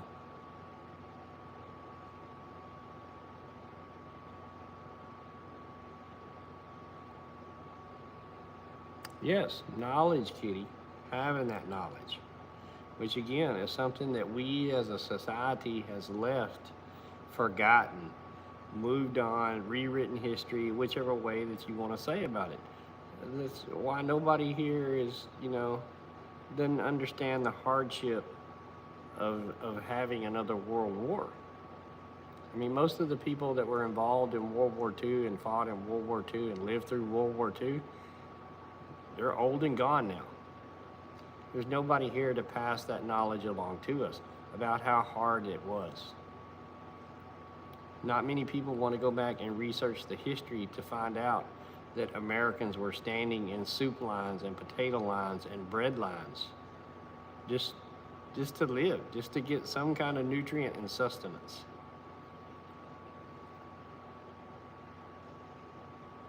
Everything is digital. That's the society that we have become. Click, click, click, click, click, order food, beep, beep, and Amazon has it here tomorrow. Or, deliveries are us, it brings your pizza tonight. Or Walmart brings your groceries today. It's all clicks, clicks, clicks, clicks, clicks, clicks. Instacart. It is crazy, the society that we have become. It makes me feel old and outdated and a relic and just the average guy, because I want to sit out here and shovel my chicken shit and my pig shit and grow my garden, chop my wood.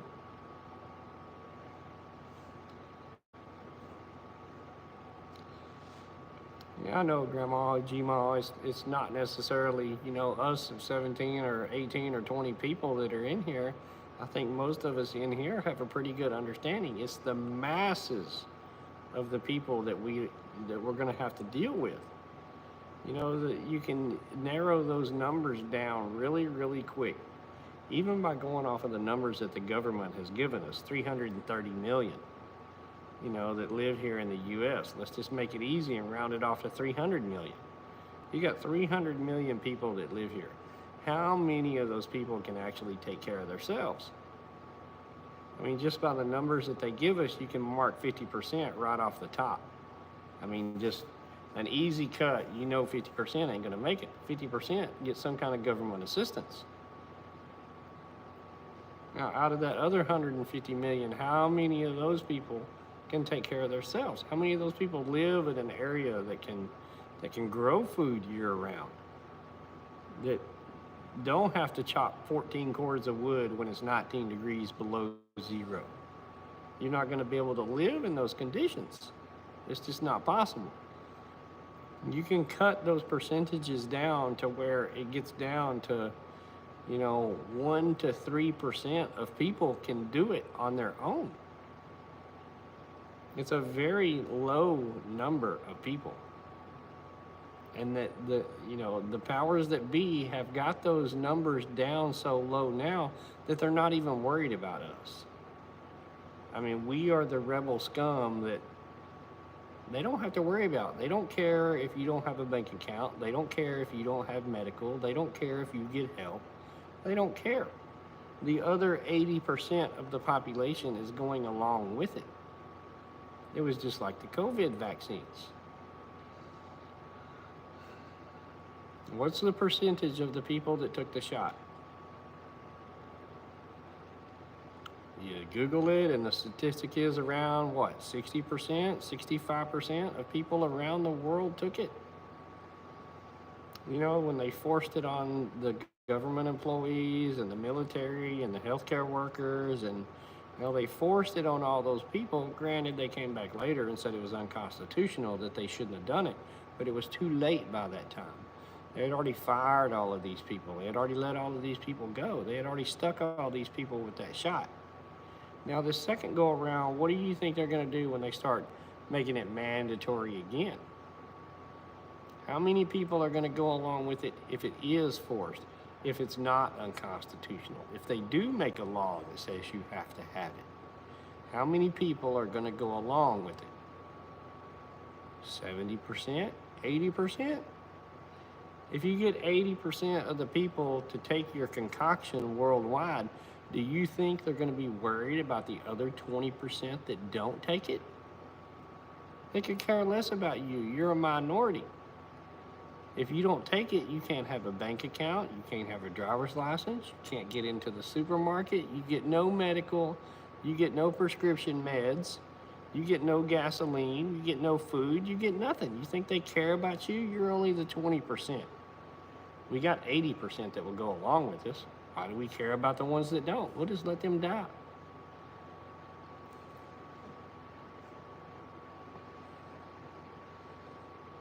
It's just amazing the amount of crap that we put up with as a society. We are many and they are few, and yet we let them rule and control every bit of our life.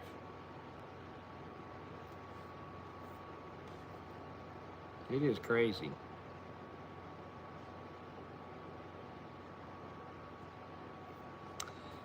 Yeah, they did have a choice. But like most people, I mean, you know, when your family's involved and you got to make that money and you got to put food on the table and your wife is hungry and your kids are hungry, there's going to be some hard decisions coming up like that again. Unfortunately.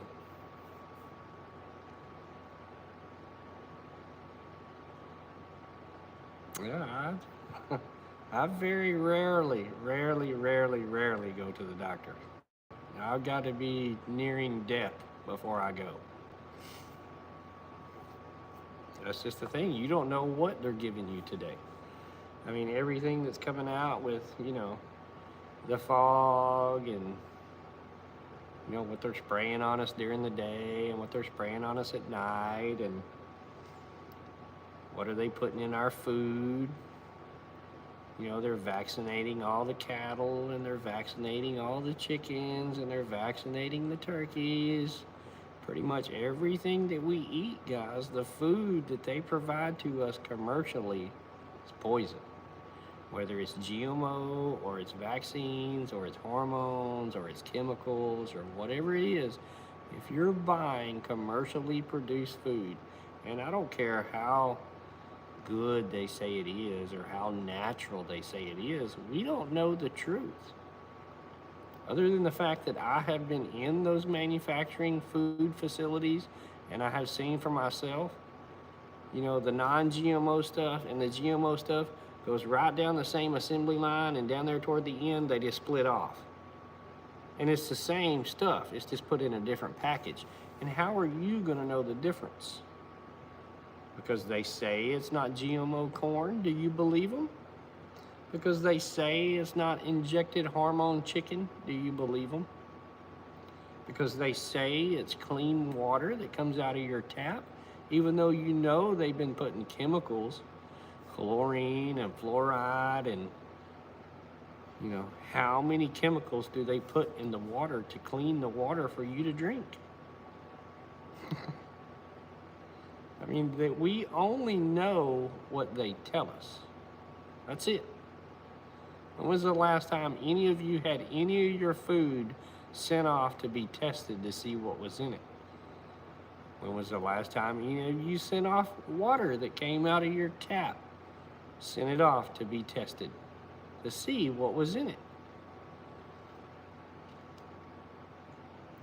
I mean, the chemicals and the pollution and the microplastics and the antidepressants and everything, they have been around so long now and so heavily used. Even the people out here like me that live in the country that have a 500-foot well drilled in the ground out there, you take that water and you have it tested, and you got PFAs in that water. You got microplastics in that water. You got antidepressants in that water that comes out of that hole that is 500 feet deep.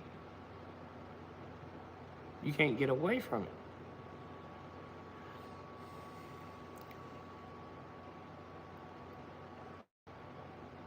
It's crazy.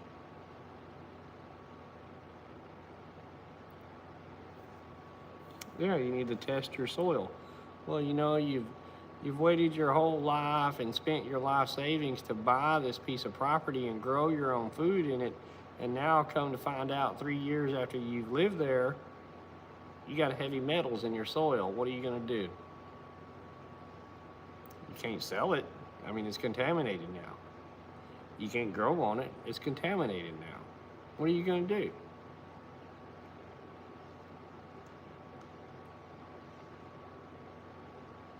No, Steve, I don't have any oil or gas wells on my property, but I'm in East Texas here, which is well known for oil and gas. They do, a lot of drilling around here. I'm 30, 40 miles from Kilgore, Texas, where they discovered oil.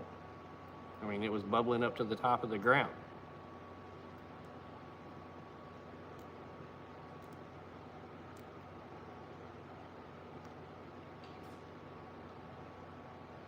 I don't know that I would drink any water that comes out of an oil well or a gas well for that matter. And down here in Texas and Oklahoma, we have big fracking problems. I mean, the corporations that control us, in order to get that gas and oil out of the ground, they're fracking.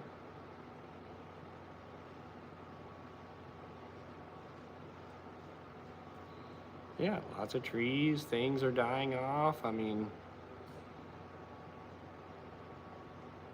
and we as people can't do anything about it.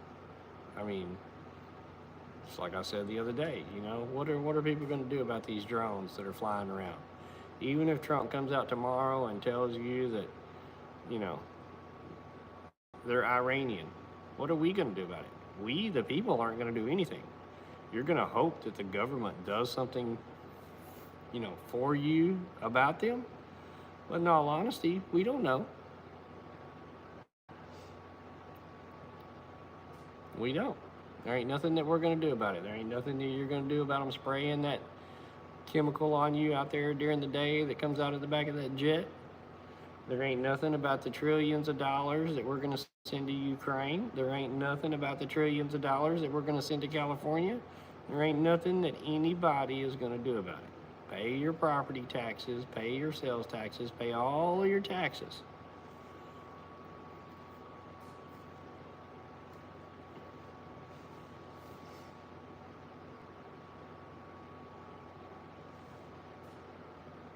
Yeah, Steve, they don't.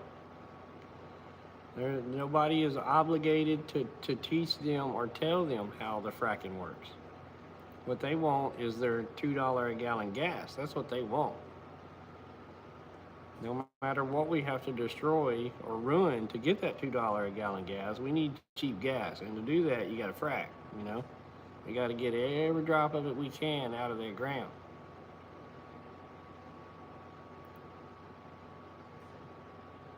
Yeah, Steve, you've been in it for 35 years. How good is fracking? On our fresh water supply, how good is fracking? Here comes the answers, guys, from a true expert in the field.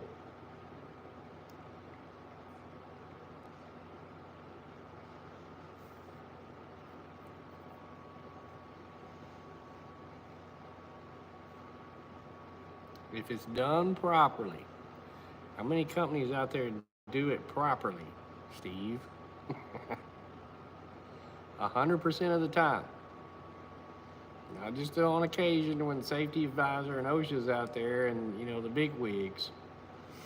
Because I'm from West Texas, and I know a lot of that fracking out there wasn't done properly.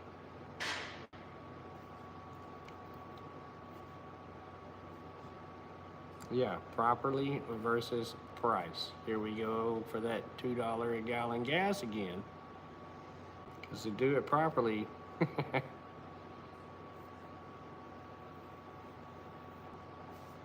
yeah, what regulations are he going to drop, Hollis?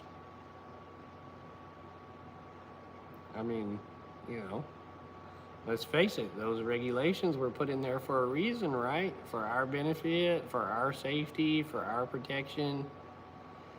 I mean, we can't just let you run around and start poking holes in the ground everywhere that you want, regulation-wise.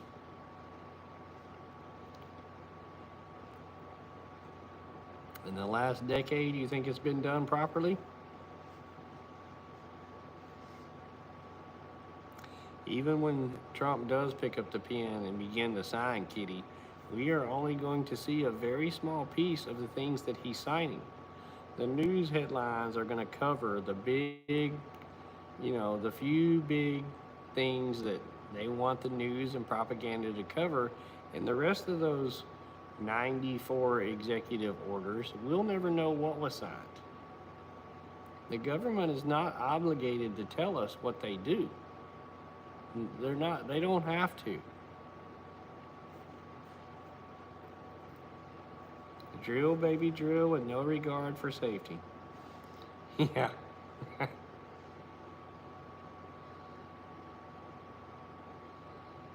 think Steve would probably, being in the oil and gas industry, be the first one to tell you, we don't produce enough of our own oil here to supply our own needs. We import oil every day.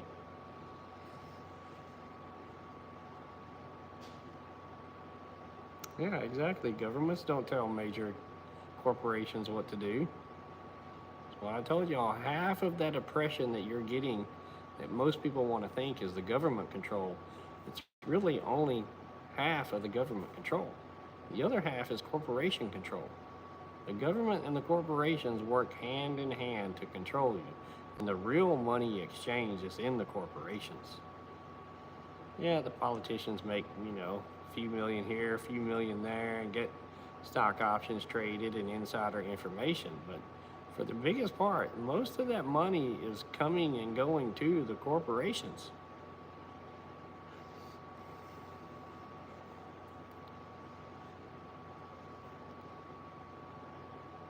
It's really not even a matter of how fast things are moving with Trump for me, Tony. It's a matter of how many of those promises is he really going to keep? I mean, we got some big ones, that are supposed to happen tomorrow, within the first 24 hours. The big promise was he was going to stop the war in Ukraine. He's going to let us know what the drones are doing, and he's going to get on that immigration really quick.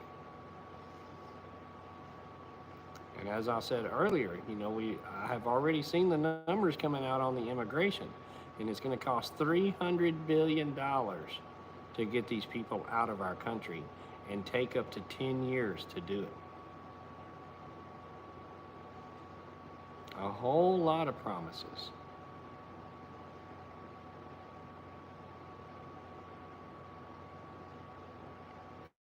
Yeah, exactly, Steve. I mean, even if he does close off our border, which, those people down there around our southern border in South America have been traveling those routes for the last 100 years. They know the ins and outs, the places, the tunnels, however it is that you want to say they're immigrating through and getting across our border. They've been doing it a long time. They're very vetted, they're very professional. The coyotes know exactly what's going on. So even if Trump is able to close that border down there, people are still going to be coming across. They always have, and they always will. It's supply and demand. So not only do we got to close it off and try and get people out of here that don't belong, we still got to keep people out that are trying to come in. I mean, It has grown exponentially in size, the problems that we are going to face with the border down there. And you throw a war in on top of it with the cartels for the drugs, it's going to be a massacre down there.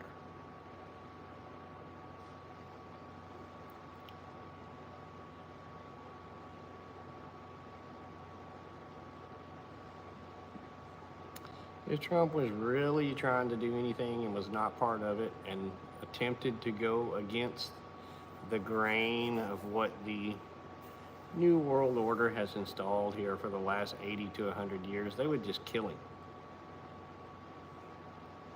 Another reason why I don't buy into any of that assassination stuff. I mean, I am no marksman by any means. I'm not a trained professional military person. I haven't, had extensive training on weapons and, long distance shooting and all that. But we have a lot of countries around the world that are our enemy. Very well trained people with very good weaponry. If somebody wanted to take him out, they could be taken out. And we won't even include our own government here, the deep state, whatever you want to call them, CIA or whatever. You can't tell me that there ain't people in the Iranian Revolutionary Guard that is not well trained enough to do it.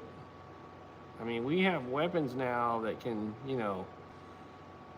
easily hit a target from a half a mile out.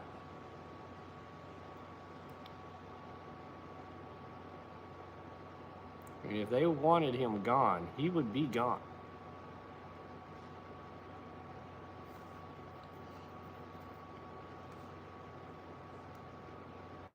Exactly.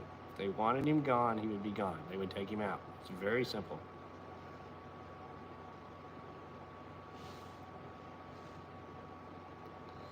Well, if you start buying into that whole clone deal, Jennifer, who is the real one that's running our country? What kind of country do we live in if our president has to be a clone to get on stage? Is he really running anything? He's just another puppet. I mean,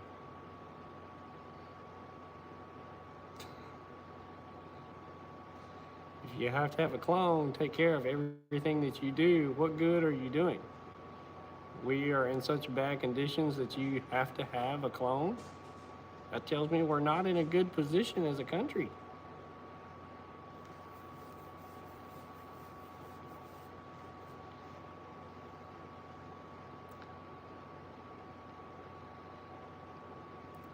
That's the thing, EMT, we are many and they are few, and yet we still let them control us.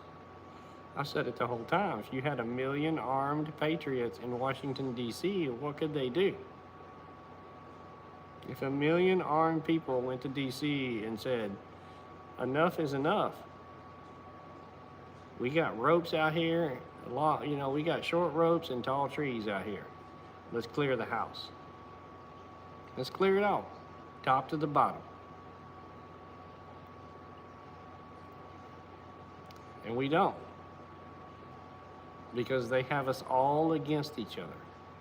You can't get 15 people in this room right here to all agree together on the same thing. Now you want to get 1 million people together to agree on something? Everybody's got their own idea. Everybody's looking to take care of me, not the greater good. I mean, I know at least a handful of people that would probably be willing to give it up, to change it for their kids, to make that ultimate sacrifice, to stand up and to do it. But what good is them standing up and taking a few people out going to do? There's 100 people to take their place. I mean, our government operates just like a cartel. That's why you're never going to defeat the cartel. You go cut the head off of the snake cartel, snakehead, there's 50 more guys that are going to stand up and take over the cartel. Same here. You go take out some of the most corrupt people in the top of our government, and there's 100 more to stand up and take their place right behind them. It's like corrupt police. I mean, you take out one, and there's 10 that replace him tomorrow.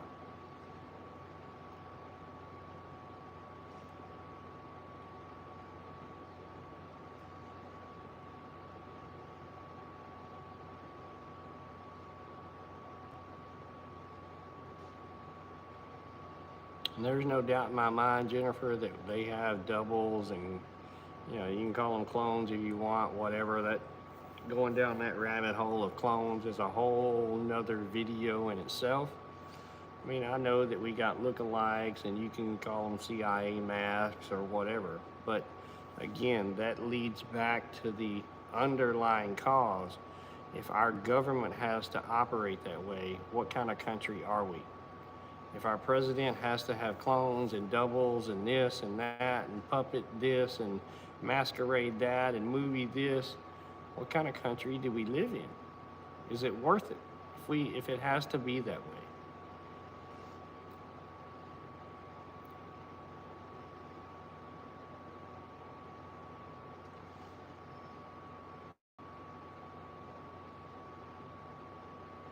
I mean, it's really becoming, it's like I said earlier, there's too much water under the bridge. I don't think we're ever going to be able to right this ship the right way. I mean, years and years and years ago, I had hope that, whatever you want to call them, militia or patriots or, whatever you want to call them, would stand up. But, I have lost that hope in the past few years that anyone is going to be able to stand up against, what they had and what they can do. Now, there may be always rebels in a rebellion or a civil war or whatever you call it, but again, we are at such a small percentage that they're either going to kill those people off or they're going to wait them out. Because the younger generations, for the biggest part, they're in deep trouble. I mean, we've all heard that they're going to own nothing and they're going to be happy. And for the younger generations, that's the way that it's going. They can't afford to buy land. They can't afford to buy houses. They can't afford to buy new cars. And I'm talking about the masses here. I know a few can and a few do, but, for the biggest part, society has lost. We're going to own nothing and we're going to be happy. You're going to eat the food, the poison food that they give you. You're going to take the medical that they give you. You're going to take the housing that they give you. You're going to live in the 15-minute city that they give you. I mean, they control the grid enough that if you live out in the country, they're just going to turn your power off. I mean, those supply lines that come out here to suburbia, they're just going to turn that off. You got no water, you got no power out here in the country. You're going to be more apt to move to that city where you can get things and live. What good does it do to live out here in the country? You can't drive to town. I mean, you're going to have to go through the checkpoint when you get in town over there and show your papers. How many of you are going to put up with that?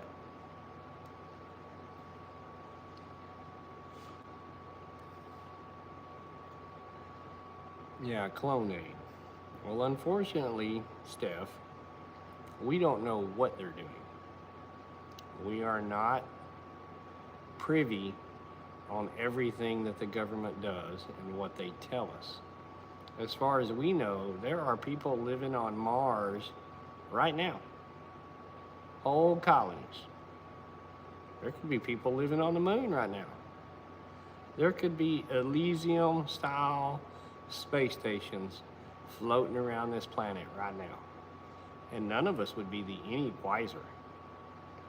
They don't have to tell us. We already know they're not truthful about it. So, how long ago did they clone the first sheep or the dog?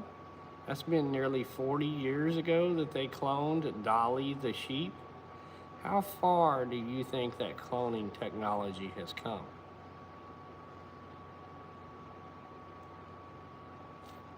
What do you think they're capable of? What is stopping them from doing it? Nothing or nobody. I mean, if you got the money, you can pretty much have anything that you want now. And our government has endless, endless checkbooks to write.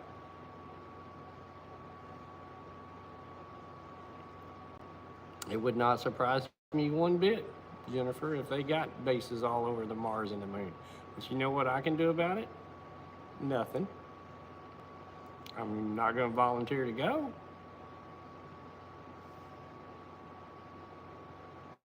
Exactly, Hollis. I mean, there is so much information out there that not only can you not decipher what's true or false or made up, but there is so much information out there you can never see it all. You can't wrap your head around everything that's going on, just like Trump taking office tomorrow. We're going to see a few of the executive orders that he signs, but everything that happens tomorrow behind those closed doors, we'll never know. We're going to see. There's supposed to be a couple of big ones coming out tomorrow. I mean, there's no doubt in my mind he's going to make some kind of push on the immigration, but it's going to take years and years and years and years for any of that to come to fruition.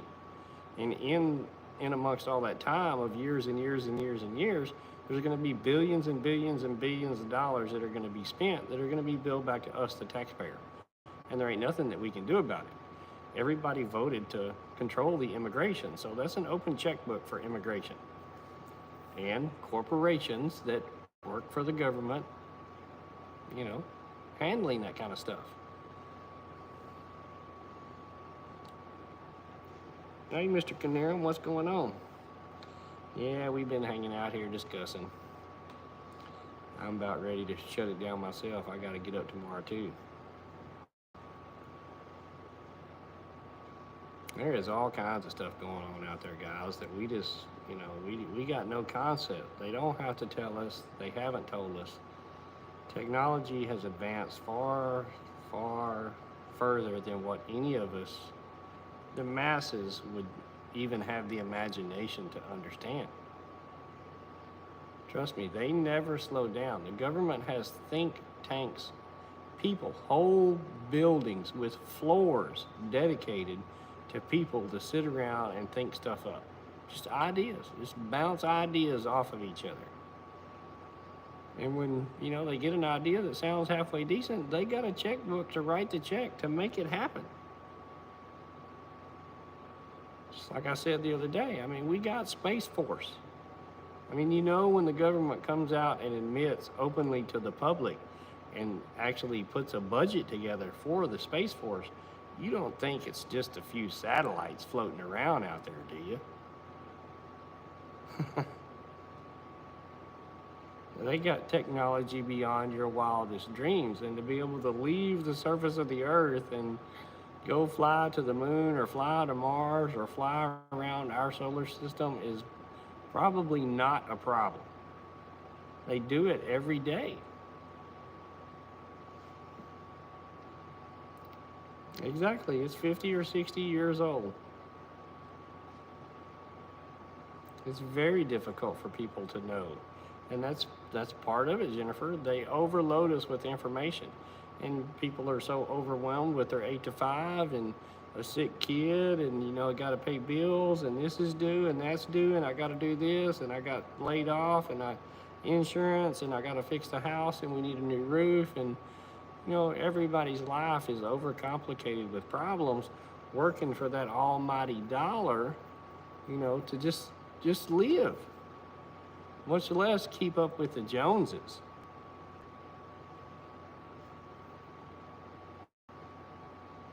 Oh yeah, Canaro. You know, the Reagan Star Wars deal, that's what, 45 years ago now? And when he was talking about it 45 years ago, it was already in fruition. I mean, anybody that thinks that our government has not militarized and weaponized space is kind of crazy. I mean, you know they have. You ain't got to rub but a few brain cells together to understand that they've done it. They did it. To what extent, we will never know.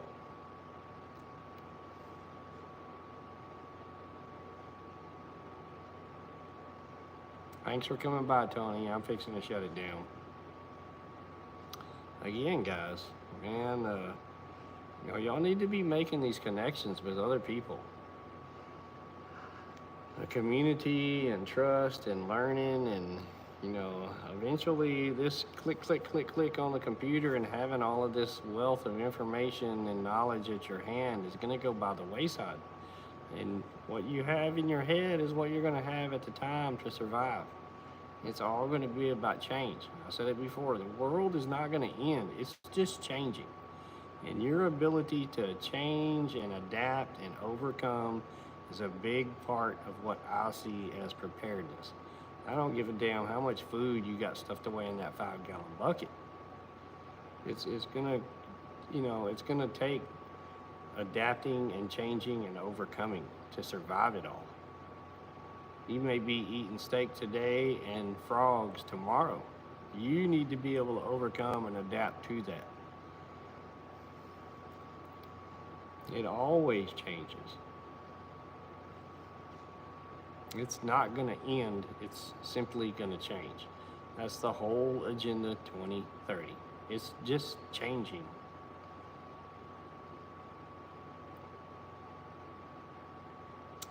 All right, guys, I am going to get off of here.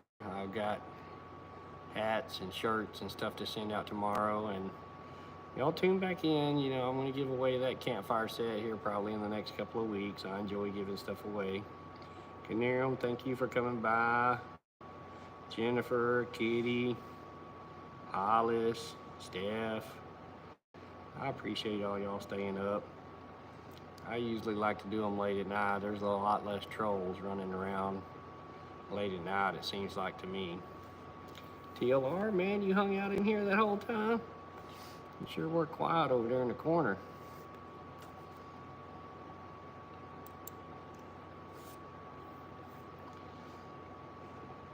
I'm just me, Canarum, you know me, that's all I can ever be, man. I ain't gonna sugarcoat it. There ain't no reason. Hey, Chris. Thanks for stopping by, man. From Oregon. Land of what used to be free up in there, I think. It's just crazy, guys. The world is... It can't be put into words. I mean, I don't even know what words to say to describe what is happening. And I don't think it's going to get any better. We're going to find out. We're going to see. A lot's going to happen tomorrow. But I tell all of you, hold all of their feet to the fire, Trump included. He don't get no pass just because he's Trump and tells us what we want to hear. Hold his feet to the fire. All of them. Y'all stay safe out there, guys. Take care, stay warm. If any of you need any help, y'all know how to get in touch with me. My email's on there. Reach out, man. I'm willing to help anybody. Thanks for watching, guys. Thanks for coming by. Y'all stay safe. Be good.